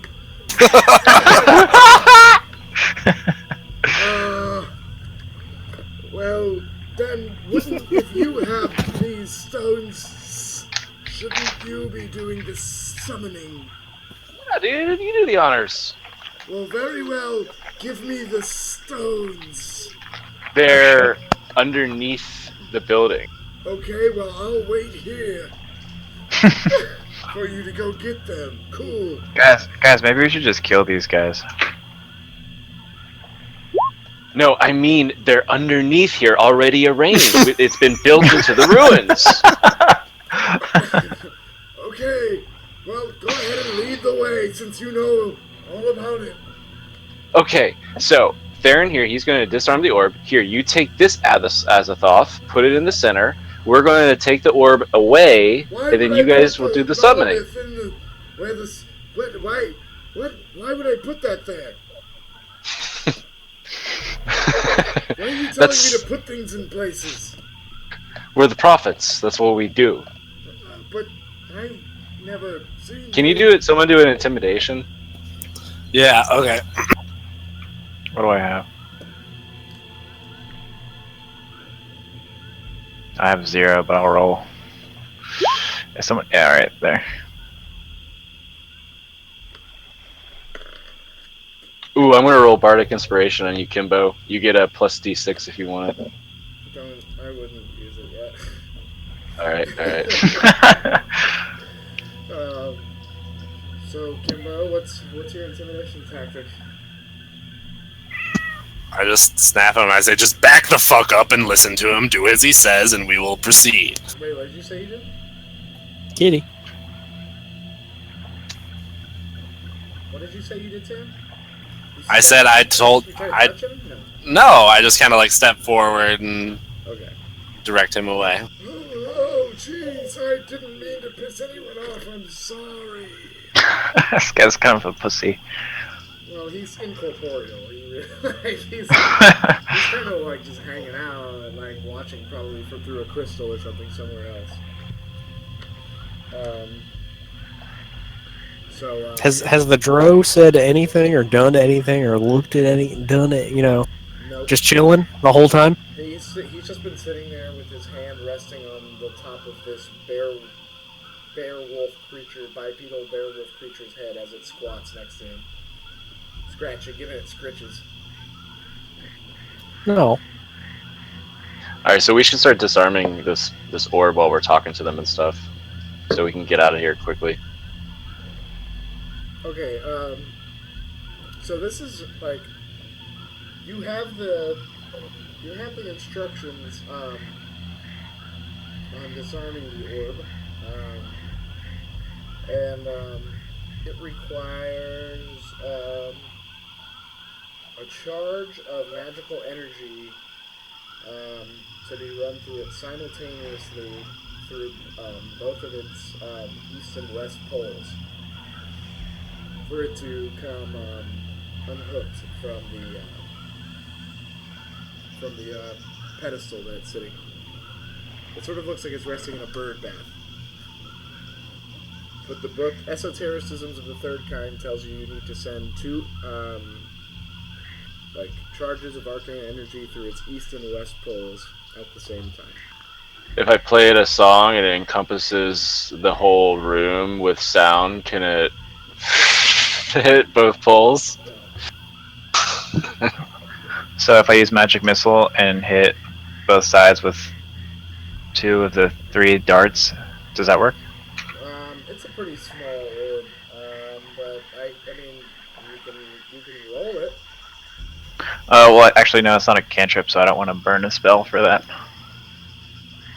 Well, it seems pretty integral to your guys' overall goal. Wait, so it's attached somehow, and we can't we need to break it off. It's magically adhered to the top of his bird back. I can cast Ray of Frost if someone else can do another spell. I thought we had the instructions on how to disconnect that though. You do. That's what they are. That's what we're doing. Okay. Well, I can cast Ray of Frost on one of the sides if somebody else can use another cantrip on the other side. Any magic. Any magic. Oh, I can use Prestidigitation to make a spark then. There we go. Alright, I'm gonna need you guys to give me spellcasting rolls.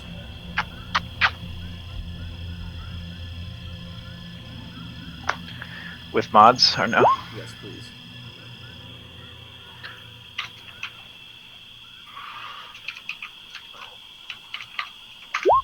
Holy shit. Boom. Alright, yeah, you guys sort of hear the sound of like a Tupperware opening or a beer can opening, yeah, Nice. exactly. And but as soon as you do that, you hear the bear wolf start to growl, and you look at him and he's baring his teeth. And the tentacled man says, "What are you doing? We need this orb. We need this orb as much as you do. We came here to use it." Can I use an animal friendship on the animal? That is a spell of mine.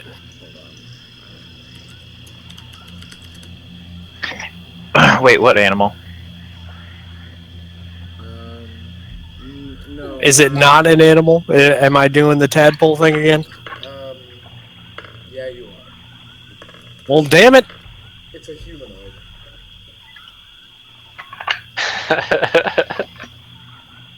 It's a That's dagger and a Gladrien's crossbow. favorite kind of beast. The best beast. I don't use the animal friendship spell on it because it's not one.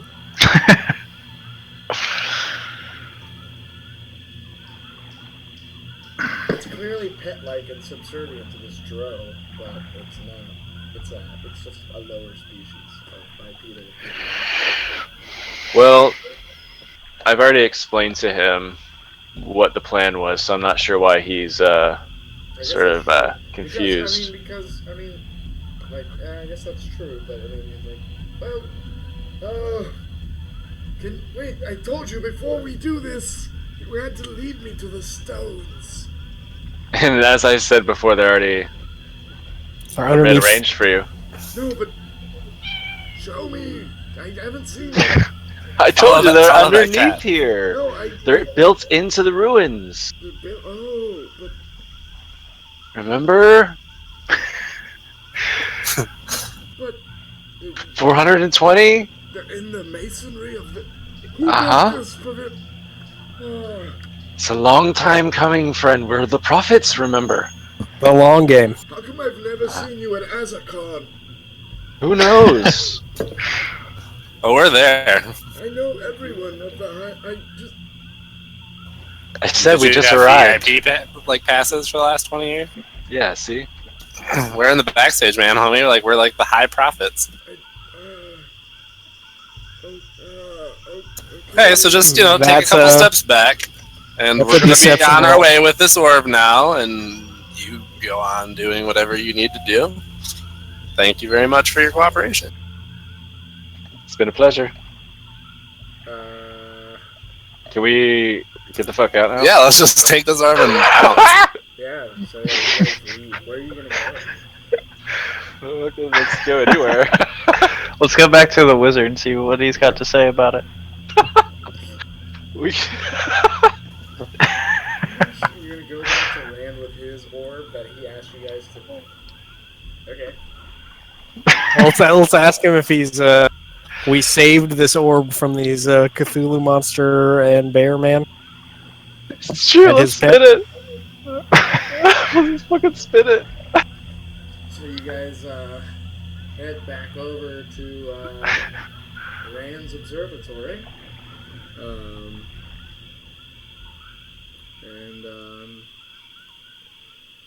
You walk inside. There's nothing going on downstairs, as per usual.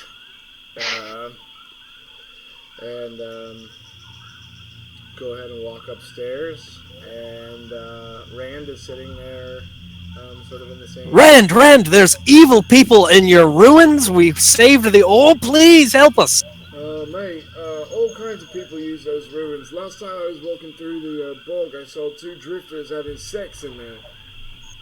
Oh, well, they're definitely not having sex right now. There's a fucking destructor in there. You can use it for all kinds of stuff. If you need to destroy a magic item, you can blow it up. That's why I put it there. Oh, we brought it here. You brought what? For you. Brought what? The fucking orb. You brought my destructor to my house. Yeah. Should we destroy the house? Isn't it great? Oh, thanks. I've been meaning to bring it home anyway. Thank you, Grace. I appreciate that. We do not give it back to him. Yeah, no, we definitely do not. Alright, I'm going to need you guys to give me some sort of like. I mean, he's gonna fuck you up unless you give me some sort of roll. Let's turn on the destructo orb. The destructo orb only works in obliterating magic items. I see. That's what it's for. It's for. Can we convince Rand that he's a magic item? So wait, what is like Deus Ex Manifest Machina Destiny? Like, what are we trying to self-fulfilling destructor prophecy? What's happening here?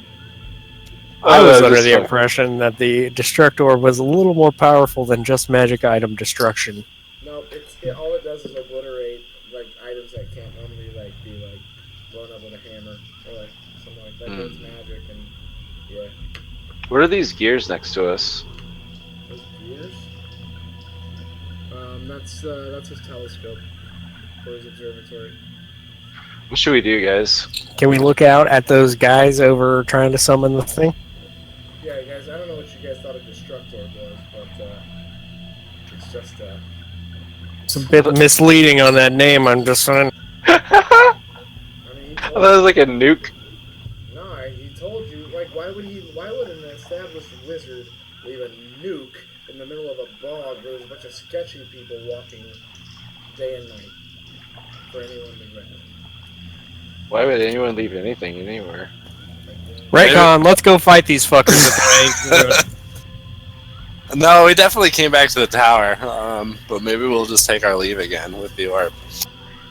Maybe we can put it on like something. Can we put it in the telescope and use its destructive power through the telescope?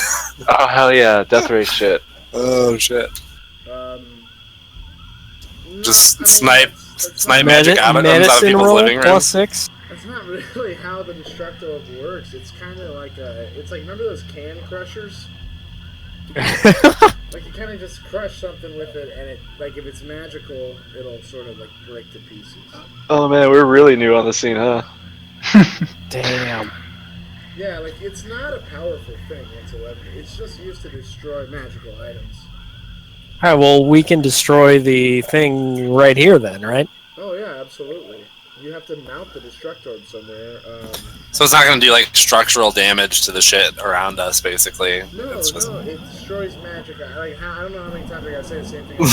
It destroys magic items. That's what it So everything's going to be fine. Like, Let's we can put just it on the kitchen counter, use guys. it. Yeah, the kitchen counter is not magic. It's fine. It kind of starts to roll towards the ground. Oh, no. We place it on something. Okay. So yeah, you read in the esotericisms of the third kind, the method of adhering a destructor to a surface in order to destroy magical items with it is you have to send a magical charge through its east and west poles simultaneously. Why don't you try that magic missile thing, Zach? Oh yeah, you can do it 3 ways. That's what I'm talking about. Alright. Come in. Alright.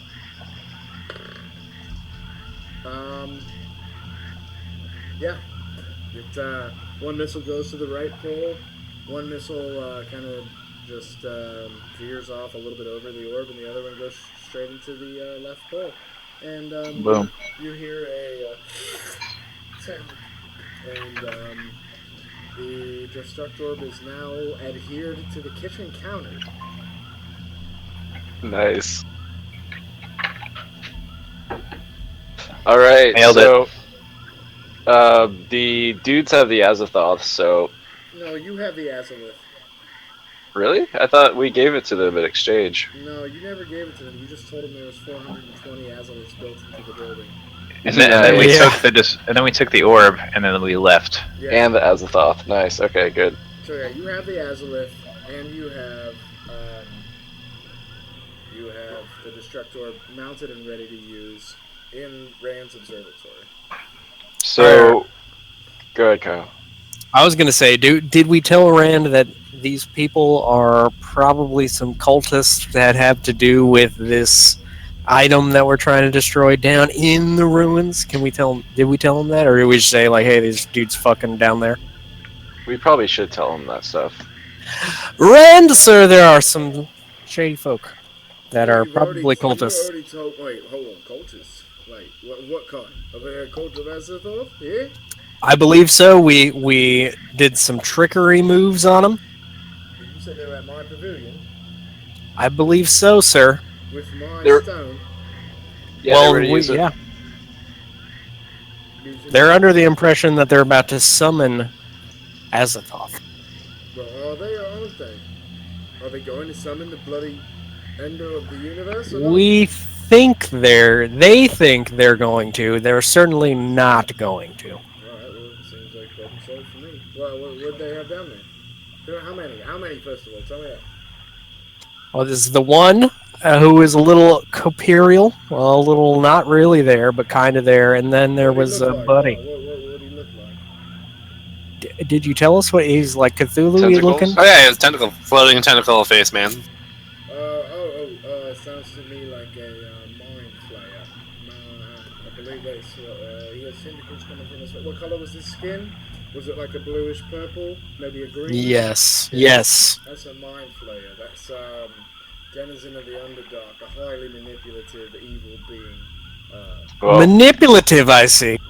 more like manipulatable. Oh!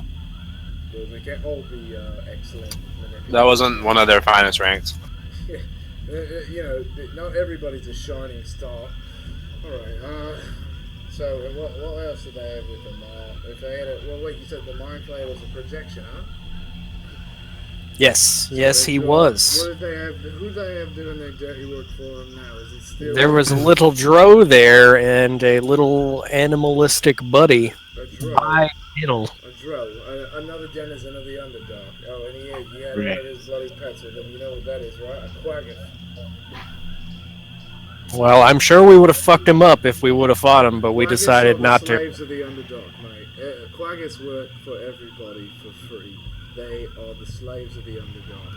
Well, then I could have fucking animal handled his ass. No, he's a humanoid. How many times I gotta tell you? He's a sentient being. Well, then I could have charmed his. He was a bipedal bear wolf, right? He looks like a mixture between a bear and a wolf with a human's frame. I could have used charm person then. You could have, sure. Well, okay, we're moving on. Did you try to? No, I did animal friendship. That's what I I'm tried. not here to tell you what to do instead. Well, then, yeah, continue. I told you he was a humanoid. That was for you to do the math. Alright, so we've got the projection of a mind flayer, a drow, and a quagga. At my pavilion, trying to use my orb. I wonder what they were trying to destroy. I think I told you they're trying to summon. No, we just told them that that's what we were gonna do. Oh yeah, never mind. They're not trying. I don't know what they were doing there, but they look. Yeah, we didn't really take the time to find out. We just definitely wanted to walk in with our chest puffed and ready to fuck. Well, it seems like one way to do things, mate. I'm not going to argue with you there. Okay, so we've got the orb set up. I mean, not the most optimal place, but it'll work. And we've got the stone. Can you guys do what? I mean, I guess I could do it now, but this azimuth has got to be destroyed. So if they need 420 to summon it, and we destroy this one, does that mean they can't summon it? No, there's thousands of azaliths. I see. In the world, most likely. All right, boys, are we going to go destroy them all, or are we going to collect them? We should collect them. What do you think? Because if we summon Azathoth, we can force them to do our bidding. Is he like a genie? That is, Highly speculative, it seems like. yeah. Or he could just be pissed off that we summoned him and destroy all of us, and that was the end Yeah, of and this then we campaign. just have to end the game. Hey, that's fucking content, though. Is that content, or is that content obliteration? That's just a death wish. Yeah, I mean, like, Kimbo's not really into, like, you know, cult shit too much. I mean, You guys, you're all either chaotic good or neutral, and you're talking So what if we about summoning destroy the all of progenitor them? all evil. What if we destroy all the statues?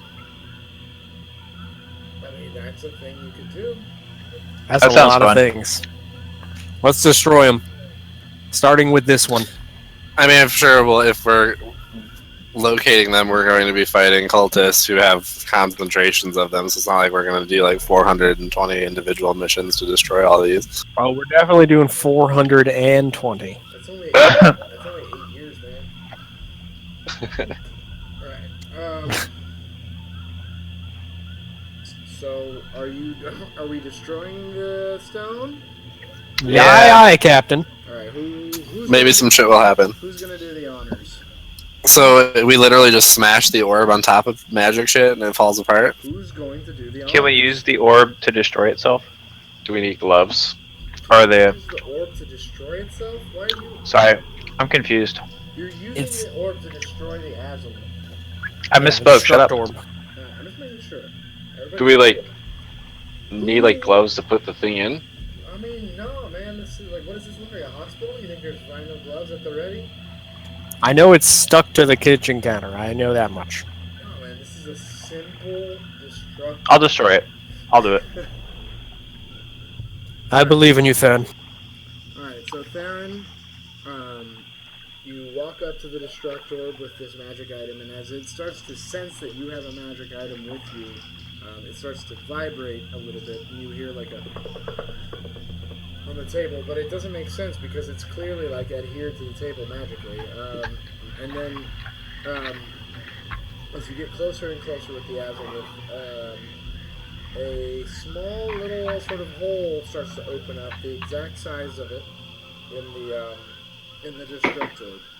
And as you stick it in, the last of the end of the tentacles in the back of the azalith disappear inside, and then all of a sudden a fine mist of otherworldly red crystal shoots out of the destruct orb. And Ooh, grab it! it's a fine mist, but then also there are shards. The mist starts to dissipate, but there are 4 large shards of red crystal that are floating in front of each of you, and they slowly fall in front of each of your feet. And, Well, I get right up on it and take a look at it, but I definitely do not touch it because it's evil. Alright, Kyle, the Gladrien, the one that's in front of you, looks They're items. like a necklace. Oh, well, I just slide my head right underneath and it goes right over my head. Right onto my neck. Okay. And So I imagine you just, like, rubbed the ground and, like... yeah, you sort of Doing the worm. plant thing, yeah. You put this necklace on, and you feel like your party is safer now. And out of character, this means that once per day, you can harness the power of this pendant to create an ethereal shield on you or a party member. The shield is a single target bonus action that gives you or a party member a shield, and until your next turn, all damage received by you or the target, all damage received by the target is reduced by 2. Here, I'm actually gonna go ahead and put this in the roll 20 check. Alright, cool. I was typing that as hard as possible, so I appreciate that.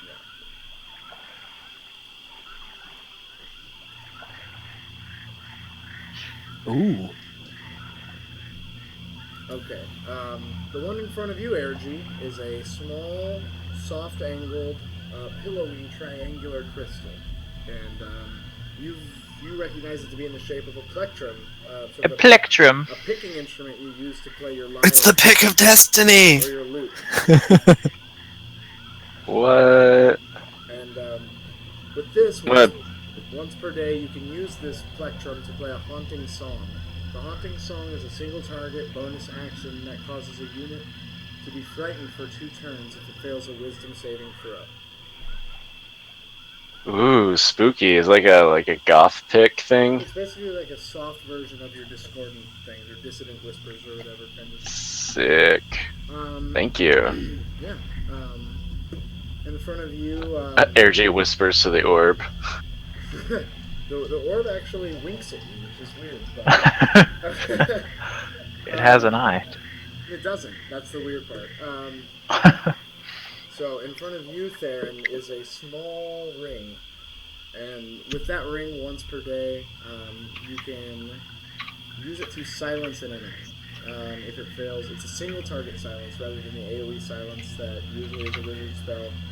If the target fails an intellect save, it can no longer speak or hear until the wielder's next turn, which means it cannot use any spells that require a chant or a vocalization.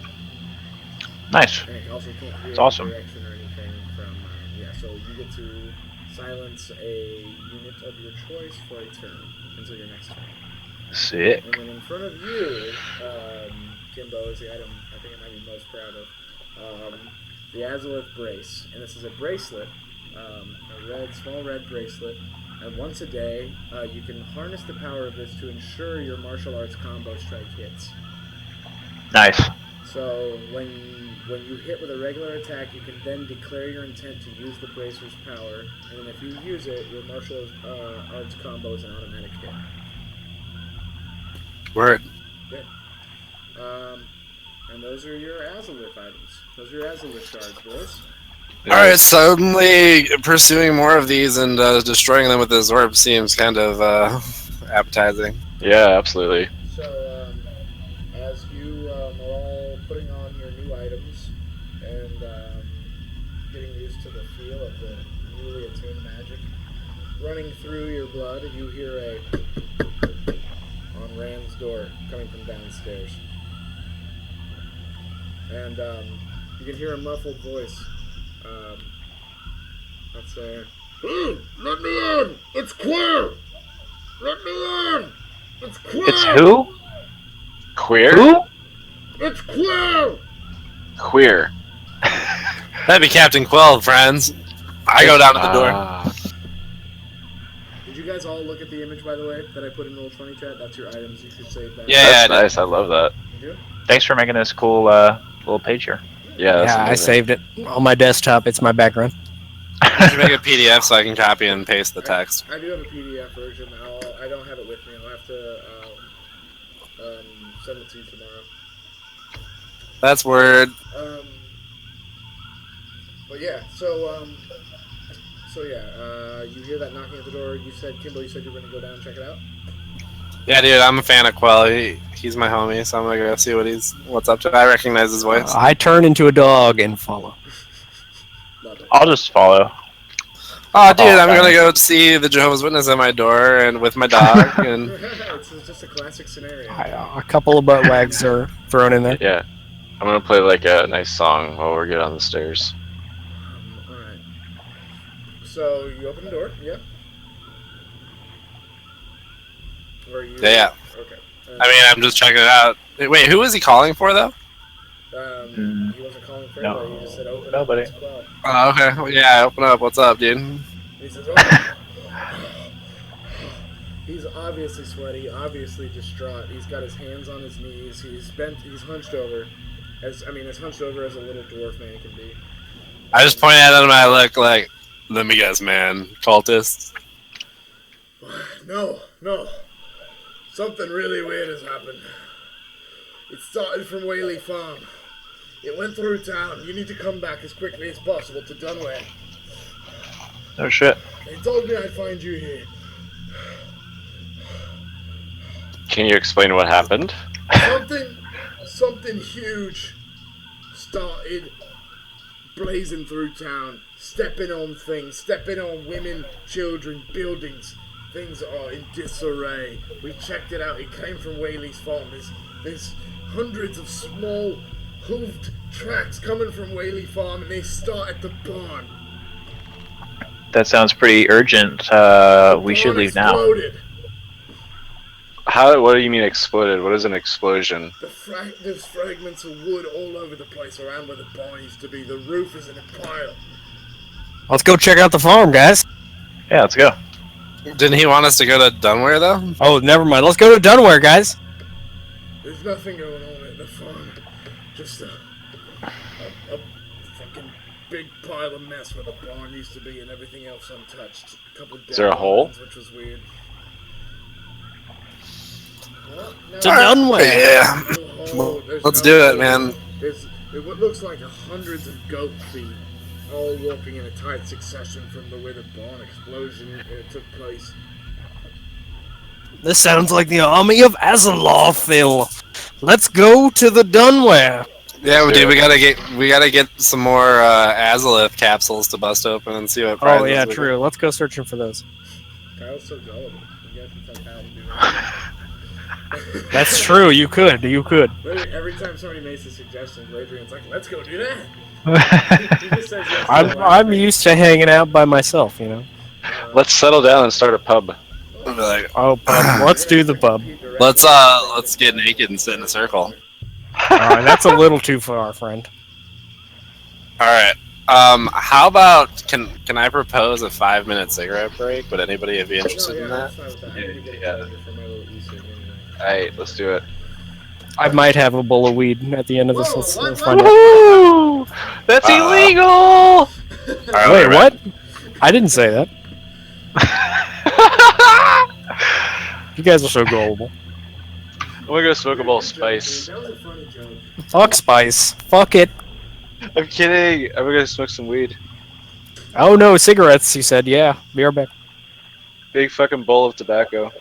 Bong of tobacco.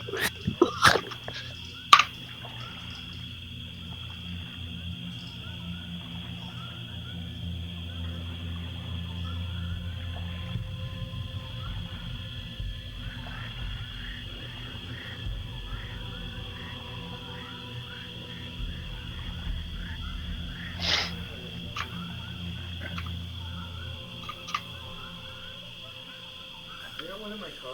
I'll get it when we're done. No, actually, I found it in my trunk. Like, it doesn't hurt. It doesn't fit.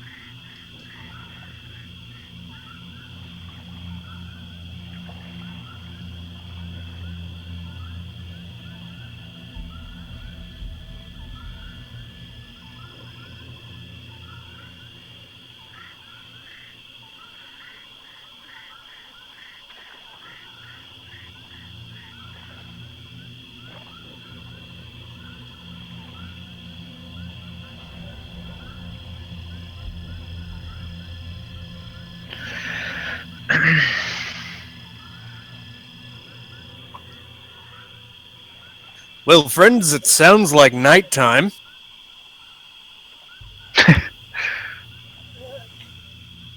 Zach, you're not even here, and I can hear you. Oh, you have your headset. That's right. Yeah, I'm here. Oh, maybe your thing is frozen. I haven't seen Eric like this whole night. He's just got black square. Oh, you have to reload your page. All right, well, I'm doing that. Yeah, if you ever just see black, it like fucks up sometimes. You just have to reload the page. Yeah, I'm reloading right now too, because Zach, I can't. Also, I'm trying to find like a magic item to add to my list so I can remember I have it, but I can't find anything that silences on here, and it's kind of stupid. These are homebrew items, right? You made them up. No, that's fine. Just it won't show up under my other magical items. Under. And you write it in your notes, right? Yeah. Yeah, I can. Be in a different section, I think, for now. I know. I hate it. I hate that. It bugged me. Let's try to remember. Bugbeared you. Try to remember you have an extra silence. I wish there was like a add spell or add like a fucking thing in here. So is this going to cost an action, like in combat, if I use it? I made sure they're all bonus actions, boys. Oh, bonus actions, baby. Oh yeah. That means you can use them alongside spells and stuff. And I actually went to like the tabletop RPG Discord server and had some homebrew people like help me sort of balance them out a little bit and stuff. Oh, dude, that's awesome. Thanks, man. Yeah. Yeah, thank you, man. I'm excited for this. This is fun. They've gone through a couple different revisions. Out of character, did we just skip a giant encounter? Not a giant encounter, but yeah, I mean, you did skip a fight. How did we skip the giant encounter? What? How did we skip the giant encounter? No, he's saying like did they skip like a big encounter, like a monumental encounter, you know what I mean? There's no giant. Who? The party. He was asking about the Dro and the Mind Flayer and the Quaggoth. If you guys dodged the like were they difficult? Yeah, I That's mean what it you were saying. would have been on par difficulty with the spectator, maybe a little bit more difficult than the spectator. I wasn't expecting Drew to go fucking buck wild on the spectator either. Or I mean, yeah, you guys destroyed that thing. So I mean, it was supposed to be the spectator was supposed to be the mini boss for that fight out of character. But now we have like 1,000 satyrs traveling through town or something. Yeah, something like that. Maybe. Who knows? So I think they're cows. can we get Rand to get us like a wagon or something to go to Dunbar? Like some like horses or something? Dunware is like a 5-10 minute walk away. Oh shit! Actually, you guys, there's an item builder page. If you go on our org pub and click on items at the very top right, there's an item builder page. Nice, thank you. Alright, I'm back. Sorry. Dunware is like less than a 20-minute walk away. So can we get a wagon though? I can turn into a dog, and I'll take you guys one at a time. Rand is a hermit. Kyle can turn into a dog or a cow. Yeah, or the two-headed cow, right? Yeah, you can turn into a two-headed cow. Is it any faster? No. Well, then dog. It's doubly as smart as a regular cow. Oh shit. Alright, so let's go to Dunware. Kyle is really walking with you. Dunware! You guys all run to Dunware, and it takes you 10 minutes to get there because you ran. Took me 8 because I'm fast. Out of breath. I'm like slightly slower than you, alright? Just like 35 feet. That's true, actually. I think Aergi would honestly just walk. That's fine. You guys skip? all sort of arrive at... Skip to my loop? You guys all walk to Dunware, and you arrive there in about 15 minutes. Because Quell is winded, and he wasn't ready to go into full... I do turn into a dog and carry him on my back there, because I don't want him to be winded when we get back. He's a dwarf.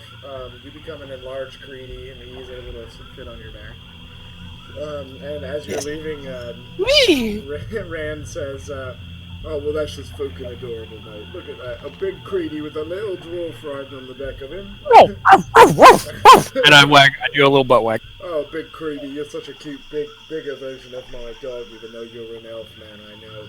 And then I turn back into an elf and slap him in the face. He says, that was uncalled for, but whatever, mate. Give me an attack roll, Kyle. I'm just kidding. Is the dwarf still on your back? Yes. Yeah, just back into human like form. Patches on, you know.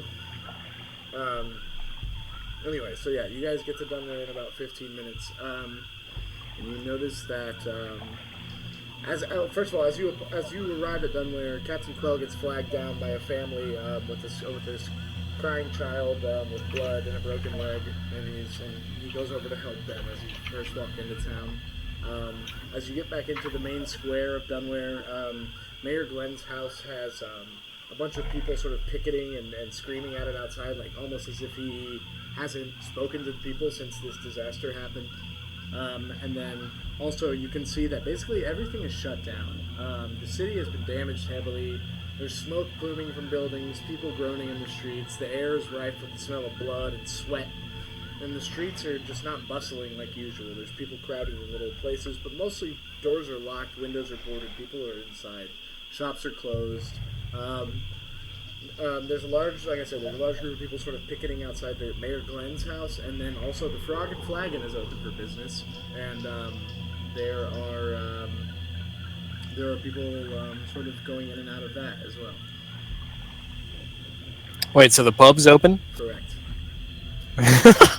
Alright, fuck everything. Let's just go get drunk. Definitely. Pub. I enjoy the pub a little too much because it's in my character sheet. I'm sorry I don't have any tokens or anything set up in here. It would have been a lot better with some people inside of it, but this is the inside of the Frog and Flagon. It's a pub and inn. It's bustling. Oh, is that like legitimately where we want to go? Oh, We said it. I mean, Okay. it's up to you guys. So let it be said, so let it be done. What did Quell say was going on again? That we're the reason he came and got us with a great sense of urgency? The town was being attacked, I thought.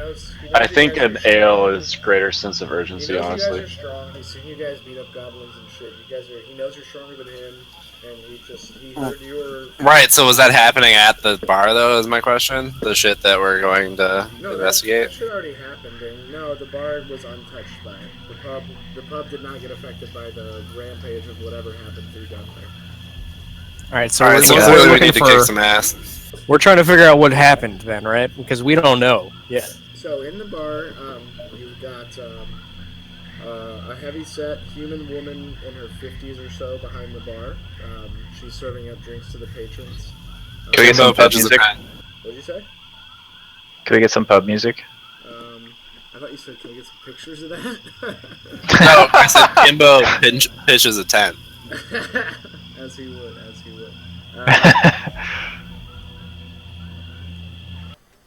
Oh, actually, you know what? This is good pub music right here.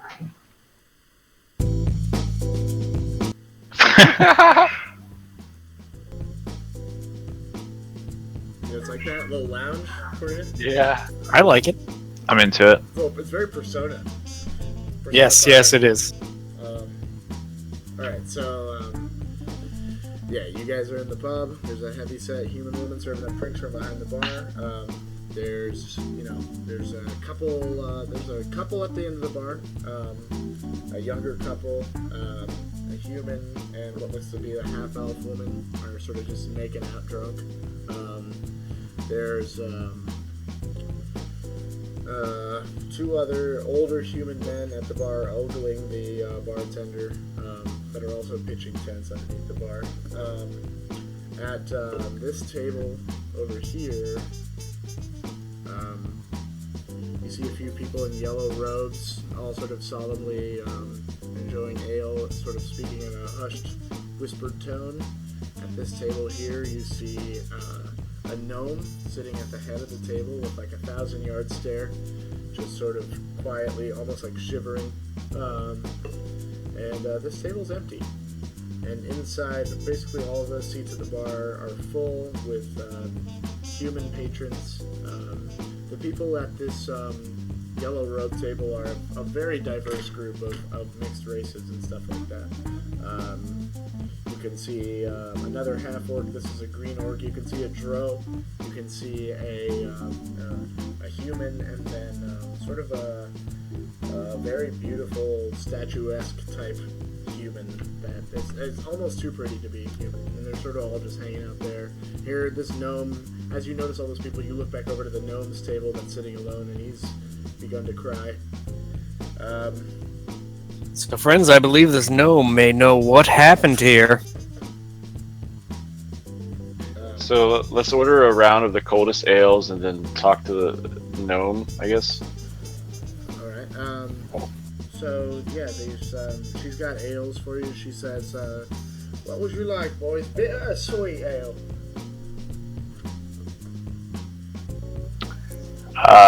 Beer.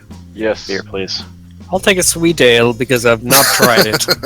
Bitter or sweet ale, boys?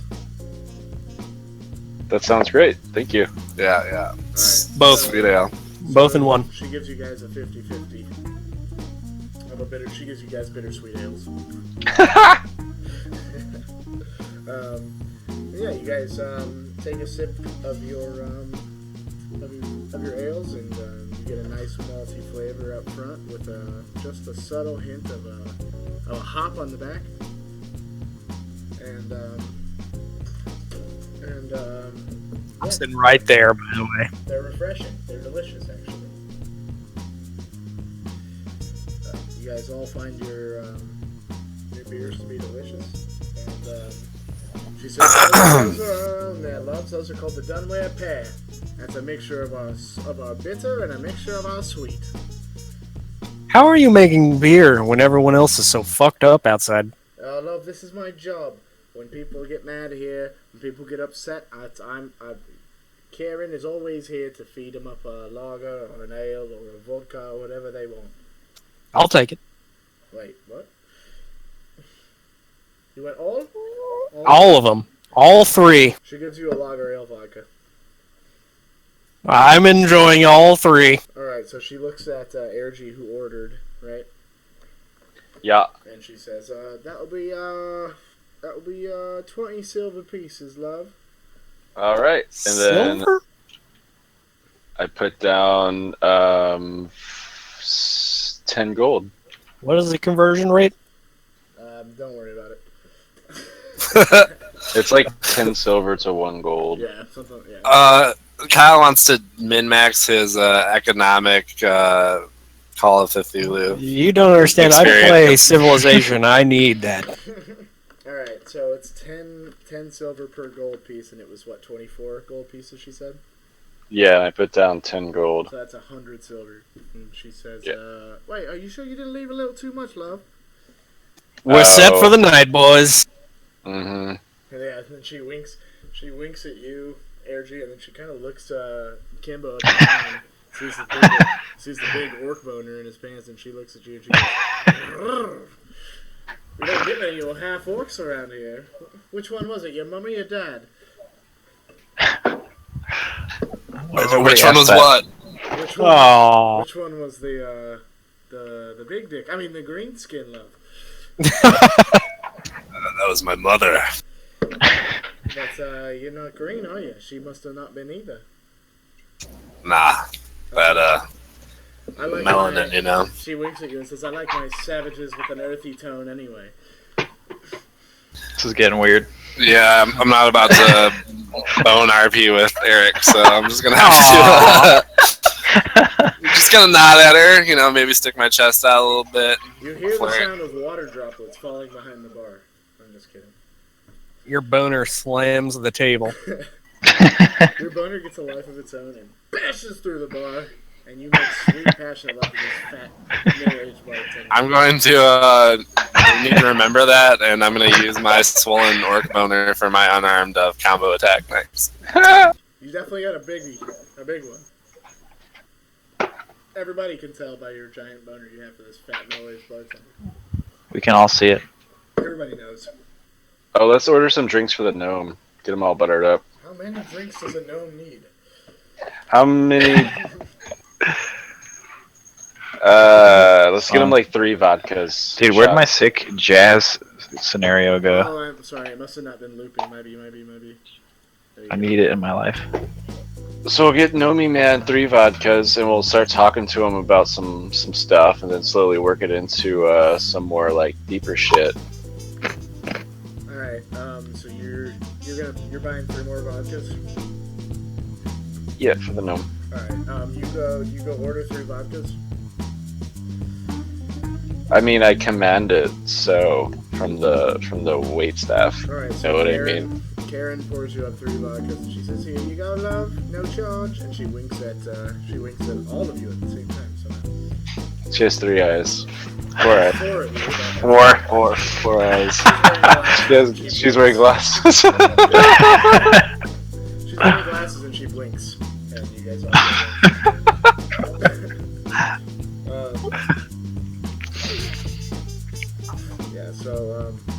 So you have 3 vodkas. You guys each have a bittersweet ale, and Kyle has a ale lager vodka. Or Gladrien, I apologize. Gladrien has an ale lager vodka. Thank you. What are we doing? You're gonna go try to talk to that gnome, I thought. Oh, the gnome! Yes, the gnome. It sounds like we're doing more drinking and ordering drinks than talking to the gnome. Yeah, you guys each have The gnome is watching us. You guys each have like 5 drinks. At this point. The 3 vodkas are for the gnome. Yeah, I was just kidding. Alright, so everybody's got 1 bittersweet ale. Kyle has an extra drink, which is an ale lager vodka. And It's already downed. Oh, okay. So Kyle you guys all have bittersweet ales, and Yeah, mine's also gone. wait, okay. So, wait, you drink both drinks, Gladrien, or just one? All of them. Alright. All of them. Gladrien is visibly tipsy right now. And, Mm-hmm. Gladrien drank my drink. wait, Gladrien did what? Gladrien's drunk. That's all there is to it. I like it. Alright, cool. So, you guys go sit at a table with the gnome then, I'm guessing? Yeah. We're just gonna keep the drinks coming too. Alright, cool. So you set down the 3 vodkas in front of him, and without even looking up at you, he just grabs one and immediately shoots it. Great. Well, there's 2 more for him. And he looks up at you and he says, "Hey, you're not Karen. What are these for?" It's for your medicine. I think I've had enough. Would you tell us what your evening's been like? Because mine's been a little drunk. Well, today started off normal. The lottery was a couple days ago, and didn't you guys all win it? Yeah, we're rich. That's why we're it's buying not a drink, friend. Oh, okay. I thought you looked familiar.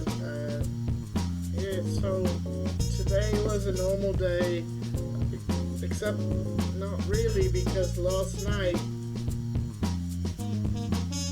something destroyed Dunware and killed my daughter. Something. That happened last night. Yeah, it happened last night. We heard a scream from the bog, and then we heard an explosion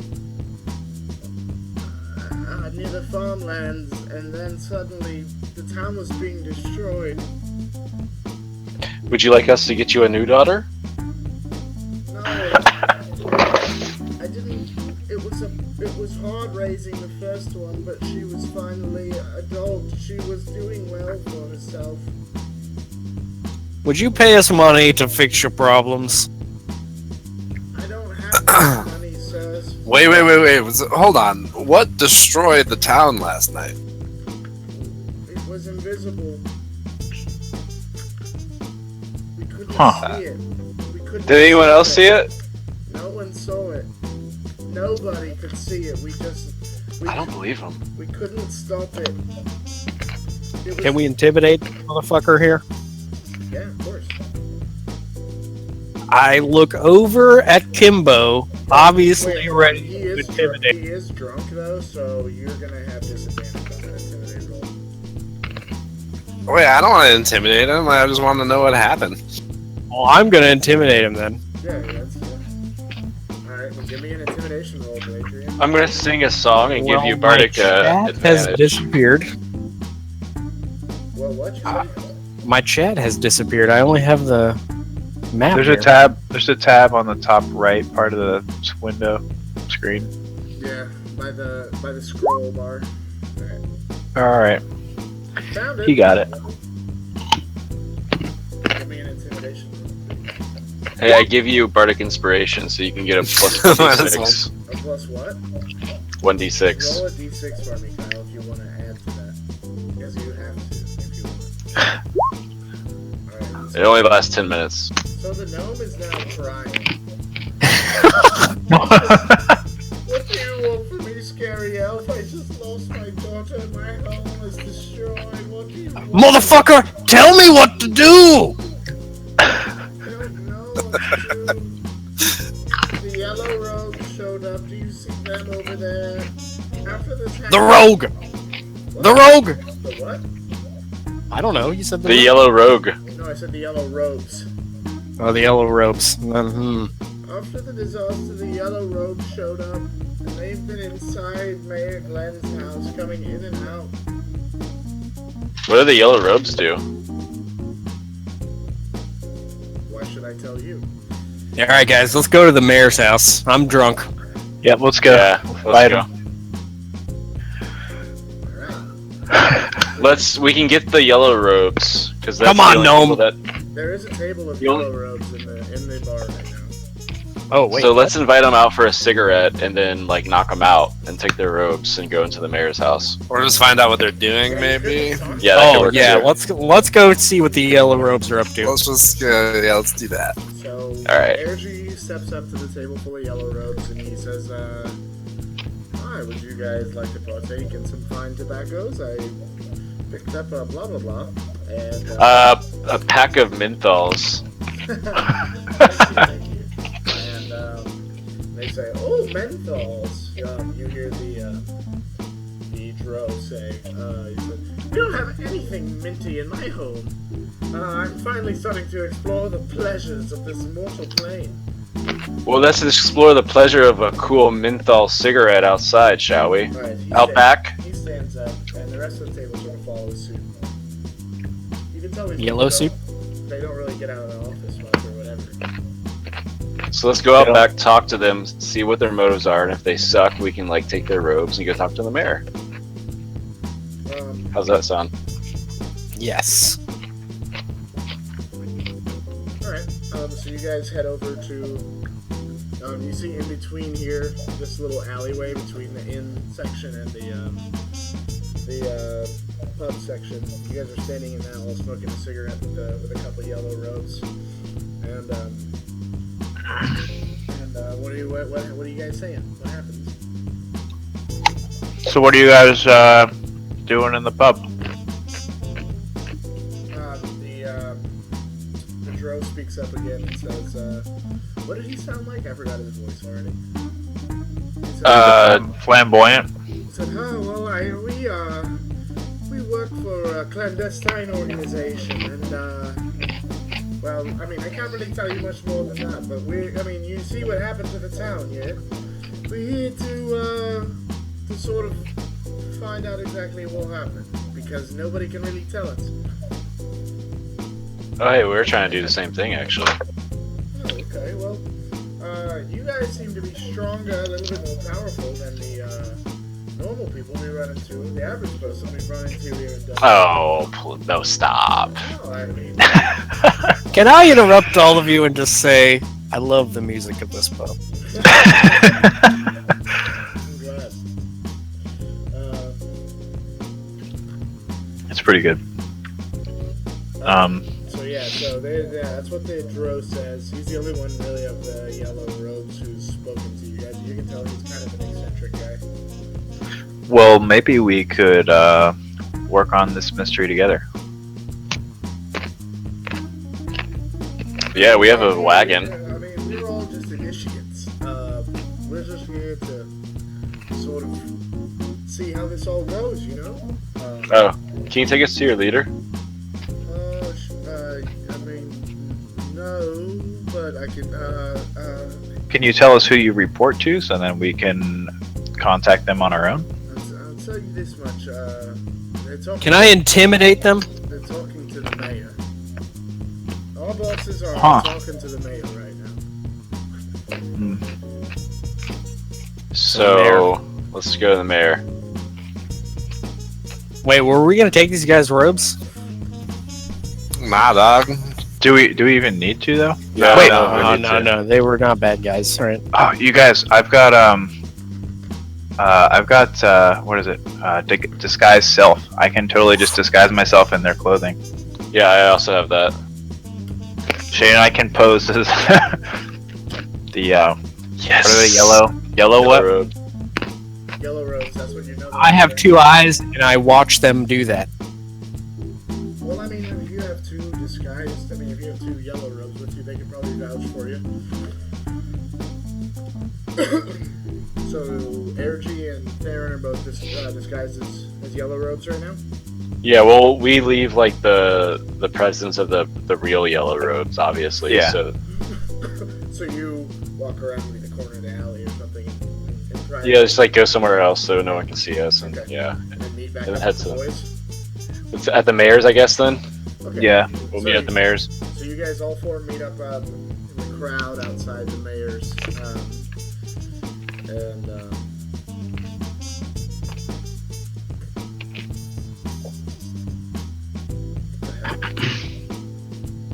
Alright, there we go. You all meet at the crowd outside the mayor's house, and This crowd looks a lot like the crowd we saw when the lottery was being drawn. it's completely different. And the mayor, even though the mayor and his wife are standing outside right now, they're actually inside the house. It's crazy, I know, but I believe Can you move them? Yeah. move who? What are you talking about? Wait, so is that one in the middle? That's their house? The big thing in the top middle, yeah, that's the mayor's house. So as you guys approach, there are 2 sort of ordinary-looking guys dressed in Dunware guard attire. Because if you remember, most of the Dunware guard was slaughtered by tentacles and forces unknown. So they brought Anthony Bourdain versus Yeah. Unknown. Yeah, Anthony Bourdain killed a bunch of guards. Jiu-jitsu, man. And then, but yeah, basically, Quill had to bring in some scabs from around town to sort of act as guardsmen because most of his guard has perished. And as they see the 4 of you walking in, being led by 2 yellow robes, they just nod at you and they let all 4 of you in. Well, aren't 2 of us dressed as the yellow robes? Right, that's what I said. As they see our group being led by 2 yellow robes, they let you Oh. in. Okay. Because you were just the way you said it made it sound like we were being 4 of us were being led by 2 other people. No, fool. You were the fool. So, as you walk in, I don't have a map for this, for the inside the mayor's house. As you walk into the mayor's house, you enter sort of a hearth-lit den. There's a fireplace crackling in the middle. Sitting, viewing the fireplace is Mayor Glenn, stroking his chin, very pallid, sort of in a very sort of pale, disturbed state. And then in the corner of the room, you see Lady Glenn and 2 yellow robes talking. Now, these yellow robes their robes are a lot more ornate than the ones you 2 are wearing and the ones you 2 saw. They have shoulder pads and silver markings on them and black markings, and they're just a lot more ornate, a lot more intricate. And they're all speaking with Lady Glenn, speaking quickly in hushed tones. Hushed tones from a small huddle. Is that a language? It's common, but you can't really hear it. They're whispering too quiet. As you walk in, the 4 people in the huddle, or the 3 people in the huddle, notice you, and they go silent. One of the ornate yellow robes speaking with Lady Quell is a female halfling. and the other one is a male human. And as you walk in, they notice you, and the female halfling immediately points at you and says, "They've all come in contact with it. The bard has seen it." Aergi starts blushing. How would you know? Who is this? And as soon as she finishes saying that, the human male says, "Oh shit!" And he puts his finger to his temple and he says, "We've got 4 coming your way. They've come in contact with the target." To basically the air. The halfling begins channeling a spell and says, "Sorry, there's no time to explain." Your eyes, all 4 of your eyes are forced shut. When you reopen, you're in a half-empty war room surrounded by more yellow robes. Directly afterwards, the human and halfling yellow robes appear adjacent to you. And the halfling stands in front of you and says, "Welcome to Star Sentinel headquarters. Now let's get you boys refreshed. There's work to be done." Am I still drunk? Yes, you are, and that, my friends, is the end of Chapter 1. Thank you very much. Nice. Nice. Star Sentinel, what? Star Sentinel. Huh. Star Sentinel headquarters. You've just been teleported there by a group of yellow robes. Star Sentinels, a group of Star Sentinels. Interesting. Yep. Oh boy, it's like our own private task force. No boss fight. I'm pissed. You guys, I mean, we kind of, I feel like we really just kind of completely dodged the boss fight without really thinking about it. that is correct. You guys solved my boss fight puzzle. Oh shit, I don't know, I was just like, I We guess fu- I was at 10 HP, I just didn't want to engage with them, and then we got this idea, and I was like, fuck it, let's just do it. I don't We even know. WWE'd it. That's why Dungeons and Dragons is the best game. You guys can do whatever you want. I love it. Yeah. You did skip the boss fight, but you still got the loot. Yeah, that's great. Yeah. That works for me. Yeah, so sorry, I have nothing prepared. You guys have reached the end of Chapter 1. Nice. Thanks, man. That was fun. Yeah. What are you guys thinking so far? Are you enjoying it? I think once I get like some clear like motivation on like what we're doing and pursuing, Oh, I'm real gonna quick. be a lot better. Real quick. You guys are all level 3 now. Oh shit! After your long rest at That changes everything. Headquarters, you will be level 3. Starting next week. So now I have to really figure out what this archetype I'm gonna pick is. Holy shit! Yep. After your long rest, you guys all awake feeling stronger, so be prepared to explain Frick. to me what happens next week. Oh man. Yeah. So yeah, I mean, look, this is early part of your campaign. I can't be too. I gotta be vague, man. Like I gotta get you guys frothing at the mouth for more info. You know what I mean? Yeah. So Sentinels are like a military unit, right? Sentinels to me mean yeah, like militarized watchdogs, watchers, guardians. Okay. Like the sentinel we fought earlier? No, like, a this is- spectator. A spectator is a weaker beholder, which is a very fucked up aberration.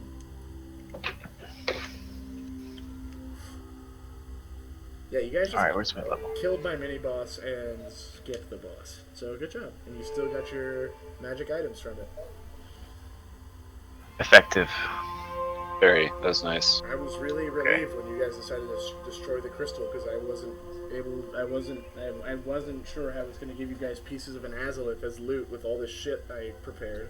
Hey, we were planning on stealing that fucking thing and like destroying the town and just like fucking off. Like I don't Why were know. you guys planning an evil campaign? I don't know. We thought it sounded good I was last gonna week. say no, dude. I don't know about like destroying everything. I had no idea where that came from. Gladrien, wow, Kyle, you're a psycho. I mean, maybe. Yeah, I'm drunk. I really just I have to like get into the headspace of this is how Gladrien looks. This portrait. I love it, dude. He's like really pasty, and like you feel like if you touch him, you might get like He's like some weird residue on your skin. He looks like a straight fedora stoner. And he was a hermit for a long time, so maybe he really wasn't a hermit. Maybe he was living in his mom's basement. Nope, I lived in the tree's basement because I was a hermit. And because the tree is your mom, because you're a fucking druid. Wood elf. Oh!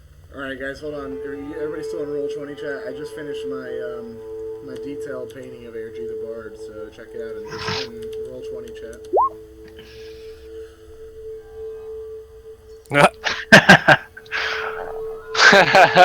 That's where I got the inspiration. That's what I traced for that picture I made.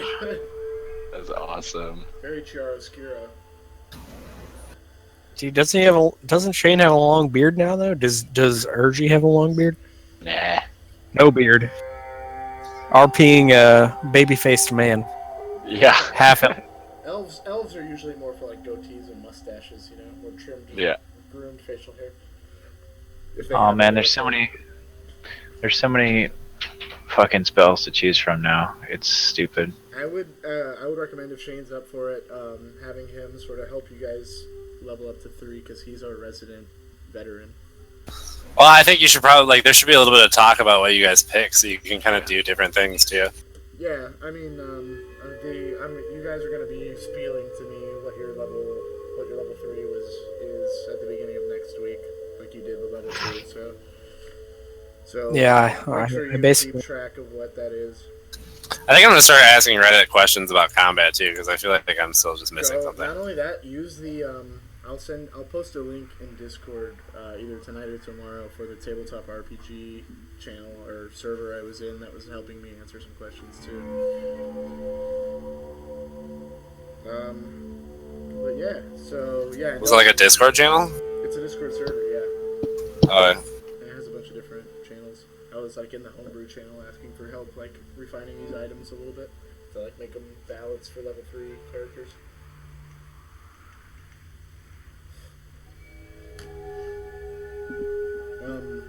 Yeah, the whole Star Sentinel thing and the Yellow Rubs was probably the most recent addition to the campaign. I had a different ending sort of planned out at first, but then I realized it didn't mesh at all with what I had going on, so I put in the Yellow Rubs and the Star Sentinels and stuff. A little behind the curtain look for you guys. Oh shit, yeah, I get Misty Step. That's a good spell. But yeah, I did enjoy how you guys dealt with the boss fight that I had. Like, I loved it, and I was very I was on pins and needles wondering what you guys were gonna do next because I wasn't sure. But I'm also glad that I'm able to effectively DM enough to somewhat guide you through your own free will to do things, kind of. To stay somewhat on track. But at the same time, do you guys feel like you're being railroaded at all, or no? No. No. I'm just trying to get into the mentality of what my character's motivation would be to pursue what's going on. Well, you just got teleported to a place, so yeah, that's exciting. And plus, I'm down for yellow, so if I get to wear a robe at some point, I'm down with that. Who knows what the Star Sentinels have in store? I'm not trying to rip off Adventure Zone too much. I'm not trying to go full Bureau of Balance. You know what I mean? Unfortunately, because I just listened to 50 episodes of that podcast, that was my first thought. But yeah, I know. I could hear that. But that's and that's obviously what I was thinking too. I was yeah, I want. It makes it for a cool foundation of going off and doing shit. Don't get me wrong. I plan to have the Sentinels around, but I just don't want it. I don't want to do Griffin oversimplified. I think for podcast ways with the quest hub and blah blah blah. I have ideas for things. I'm a creative guy. I got some good ideas for certain things that I think should be simple enough for the newcomers we have without being a direct rip off of anything. So it should be good. Completely unrelated, Eric. I'm in a game design class at the moment. I may have to make a board game by the end of this class. Will you play test it with me? Yeah, we the whole Breakfast Boys can play test it with you. Yeah, I'd love to. Sweet. Yeah, we can do. Just let me know one of these weeks. We can maybe start like an hour early or something, and we can play test. All right, yeah, it'll probably be like second or third week, but I haven't even like laid anything down yet. That's fine. Yeah. Just let us know ahead of time. I'm sure all of us would love to do it with you. That's awesome, man. I do love dice rolling, and I also love chance games and like gambling type games. Maybe if you could like I don't know, find a way to like incorporate. Satisfy your whims. Yeah. I'm thinking probably. I have no ideas yet. I was thinking tower defense style, That'd be fun. That'd be a cool but not exactly like RTS tower defense. I've got a few ideas, but I haven't really. I just started this class. So I built a board game, and I'm working on one. One thing that I find is helpful is because I'm used to thinking in video game terms, and what's easy in a video game is really hard for a board game. You have to simplify it a lot. Oh yeah. Yeah, so it's like if you're gonna be doing tower defense, you should like be turning it into some sort of turn-based thing with maybe like a random like draw of a card or roll of a dice-based enemy that spawns like one at a time or something like that. Like I'm just having ideas. Yeah, I mean, I haven't really even finished the reading for this week. I have to read like fucking 9 chapters by Sunday, so. Oh, that's cool. Oh, dude, what if it's a tower defense game, but it's like you're a player of a tower defense game. It is like a card game, and you don't actually see the tower defense happening. I mean, I can go for this. Whoa, man. It's like Whoa. How Hearthstone is technically like a WoW duel. Yeah. Between two classes. Oh Yeah, like man, a- I'm so ready for that expansion to come out. Oh, dude, me too. I've been looking at the cards and stuff. It looks pretty fun. I think I might hop on for this expansion. Oh, please do. Get on right now. You get a free arena run. I don't think I've used mine even. I have it, just haven't used it.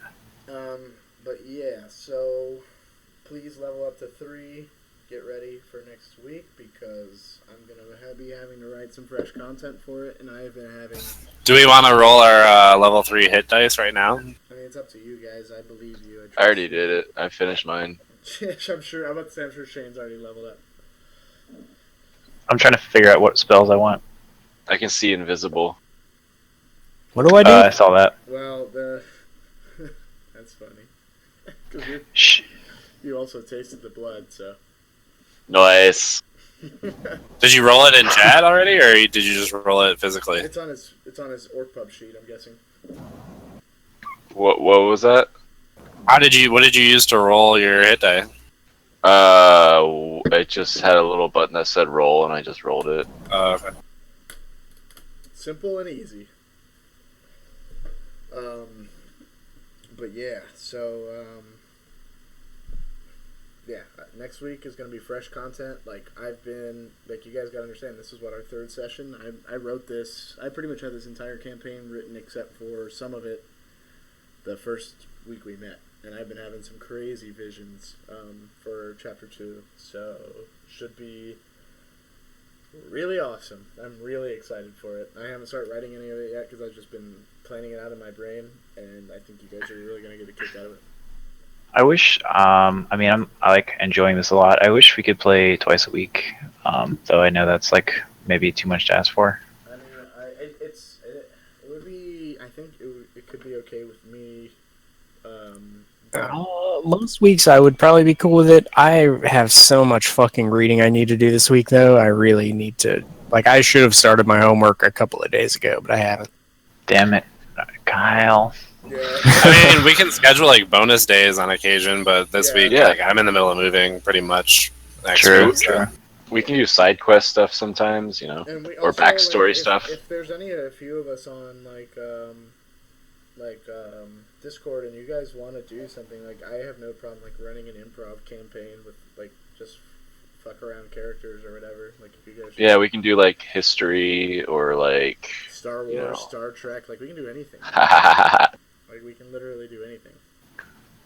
I saw somebody on Twitch this morning. They were doing like a Star Trek campaign. Yeah, I saw that too. Oh shit! Yeah, there is definitely an adaptation for 5e for Star Trek, and there's also Call of Cthulhu.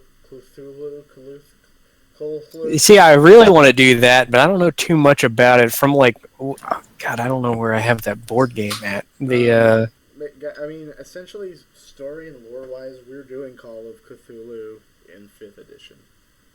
Yeah. See, I have Elder Sign is the name of the board game I've got, and so they have characters and stuff in there, but they're just like people who are characters that you can choose. I'm adapting real Lovecraft villains or not villains, but evils for like this story. Like Azathoth is also a penultimate evil in the Lovecraft universe. Like this is Call of Cthulhu in Faerun, in the Forgotten Realms, basically. All right, well, I'm gonna smoke. See you later, guys. Bye. See you, buddy. All right, later. Good game.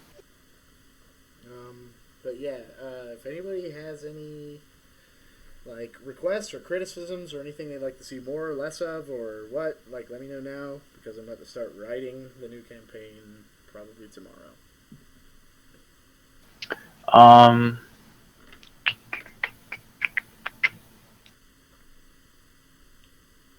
Has it been a good fantasy story so far? Are you guys cool for I have a question. Yeah. Were those little tadpole guys, were they gonna attack us? Yeah, but you guys scared them away. Cool. You guys actually avoided 2 fights. This game. Nice. But a thing they do is... I mean, I feel like that's kind of a fun way of dealing with some situations, though. Absolutely, yeah. Yeah. Yeah, for sure. Yeah, otherwise we just get fucking bruised up. Yeah, I mean, that's the beauty of D&D, is that, like, not everything... Yeah, like... Now I've got 29 fucking hit points, though, so things might be different. That's the beauty of D&D, though. It's like, oh, look, there, like in WoW or something, it's like, oh, there's a monster with a red nameplate. It's going to attack me. Like, that's not guaranteed. Like, even if a monster goes to attack you, like, you guys can still, stop it. Like, I never took damage, and I made a healing potion, which I never even got to use. Well, I mean, that's... You guys... You're just hanging on to it, man. You guys had 3 encounters, and you only ended up actually going through one of them. And I just nat 20 crit the way through that fight, so... Yeah, like I've... on average, I have usually 2 to 3 encounters per session planned. I just did my level up, though. I had 17 hit points at level 2, right? Correct. Because I just hit random, and I think it re-rolled my second level when it rolled my Just don't save it. Well, I adjusted it back down, so I rolled a 7 this time, plus 2, so I got 9, so I'm at 26 now from 17. That's still pretty good. Yeah, no, I'm happy with that. I just want to make sure that I don't know why I re-rolled my second level. I was going to say 39 seems really high, but I thought maybe you just rolled a fucking 22. No, 29 is what it was at. I just had to drop the second level back down 2 points for some reason. I don't know why I re-rolled it, though. I'm still confused. That's fine. I mean, you're good. You're good. I think I'm gonna grab locate object. That's a good level 2 spell, I think. I don't want to save I don't even know. Like, once I click the 3rd level archetype, does it prompt me to do more shit, or? Probably. I think so, yeah. So I'm looking at the wizard like level up thing, and it says like proficiency. Oh, never mind, because it said +2, +2, +2 for each level, but I'm realizing it goes up in the later levels, so never mind. Yeah. Oh yeah. The thing about 5th edition is that you guys kind of start off more heroic in 5th edition than you do. Like, characters still get significantly stronger over time, but like, for instance, like an orc in 5th edition, an orc is an orc. Like, same orcs you fight at level 1 are still going to be a fight at level 20. You know what I mean? Like, it might be easier, but it's just like 5th edition is a little bit more normalized across the board, which is cool, because it sort of allows you to more like customize and think of your character as more of like a set of abilities and stuff, as more than just like becoming a powerhouse over time. I mean, you guys do become infinitely stronger, but it's just different than, like, say, maybe like 3rd edition was. Mm-hmm. Yeah. that's why I'm kind of still sort of like juggling. I think we're gonna have a variety of scope of quests and chapters and stuff like that. Like some are gonna be global, some might be more local. But I think they should all tie into the overarching quest. So far, everything I have planned out is within the same boundaries and stuff. So Cool. I'm into it. yeah, like I explained last week, like this was your chapter 1. This was your origin story. I mean, and it's obviously like it's led into something that's going to be pretty big. But this is also to establish, like, I'm also trying to establish the universe a little bit. Like, there is going to be a point in time where you guys are going to be doing local level stuff, probably. Like, even as heroes, you still got to take a cat out of a tree every now and again. You know what I mean? Man, there's still a tiny bit of temptation to go Super Saiyan. And I can attack with Radiant Sunbolts, ranged 1d4 damage. It's not actually that great of damage, though.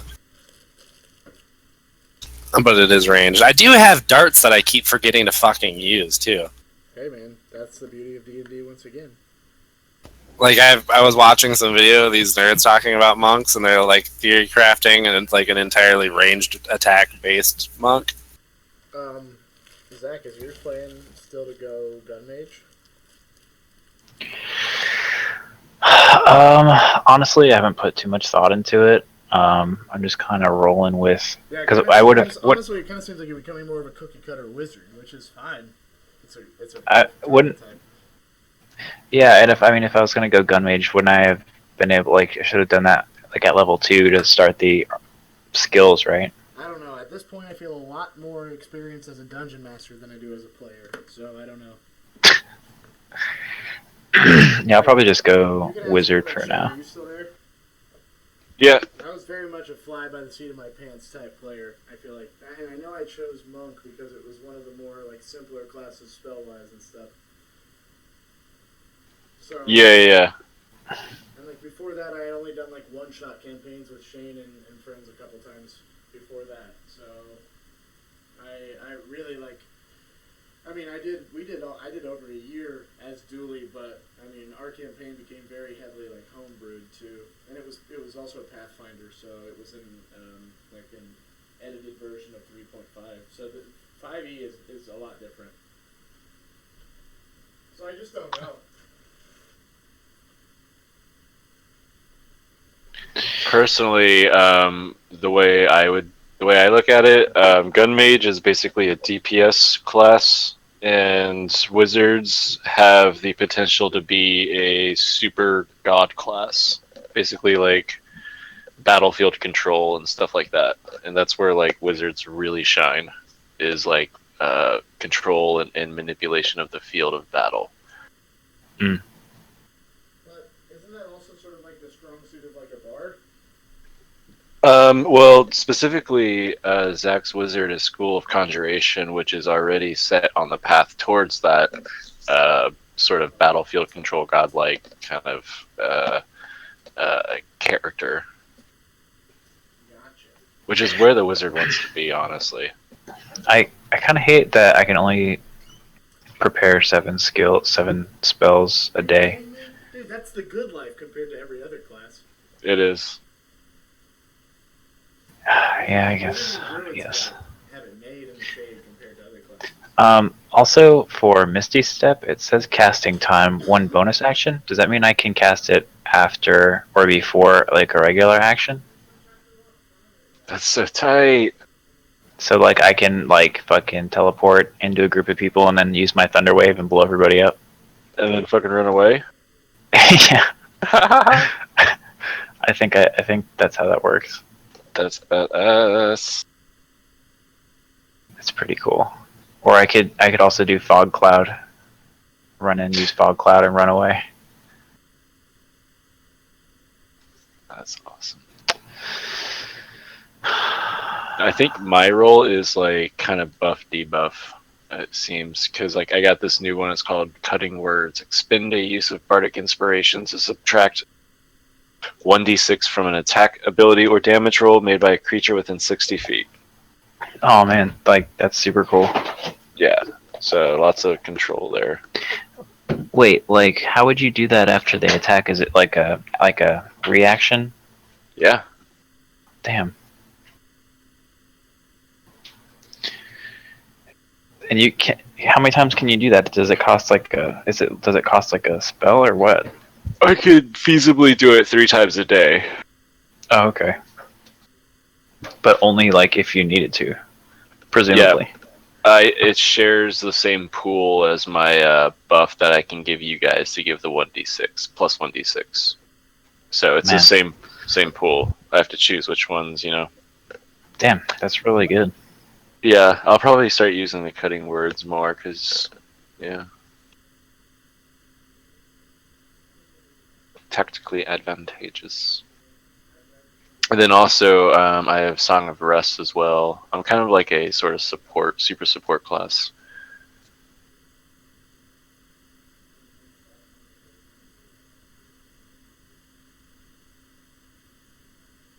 I think the Bard's role is filling in the cracks, mostly. Yeah. It seems cool. I think you play it well. Cool. Thank you. I wasn't sure who to play, so I figured I'd just go Wizard.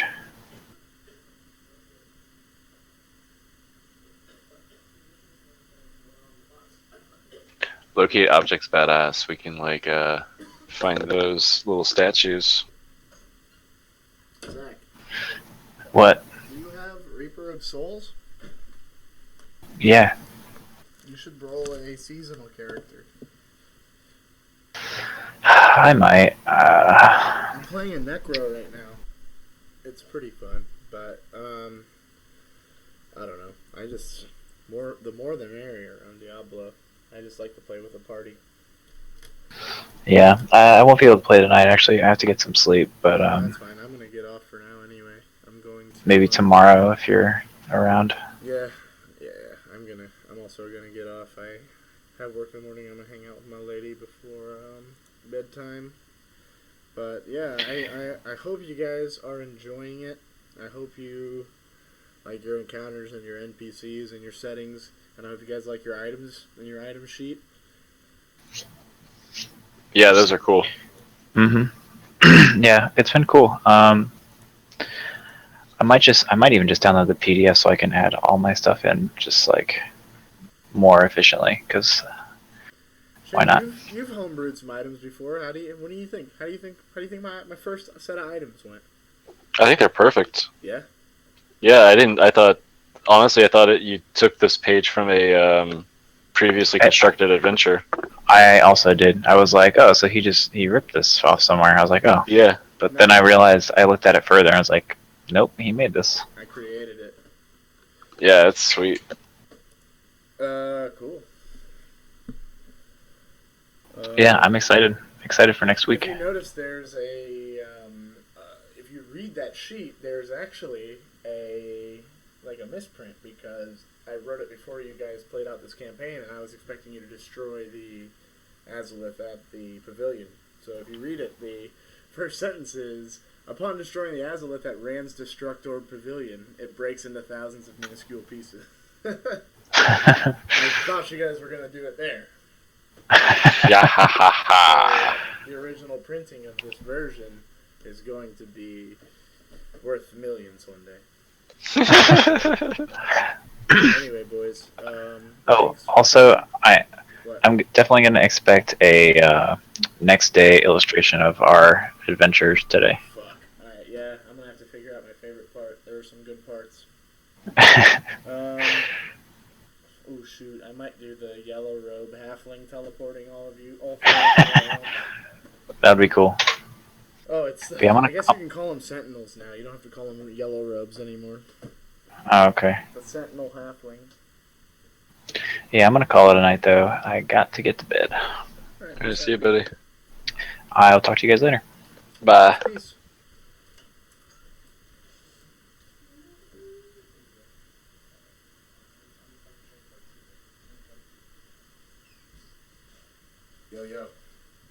right, hit me with your most constructive criticism. How's it going?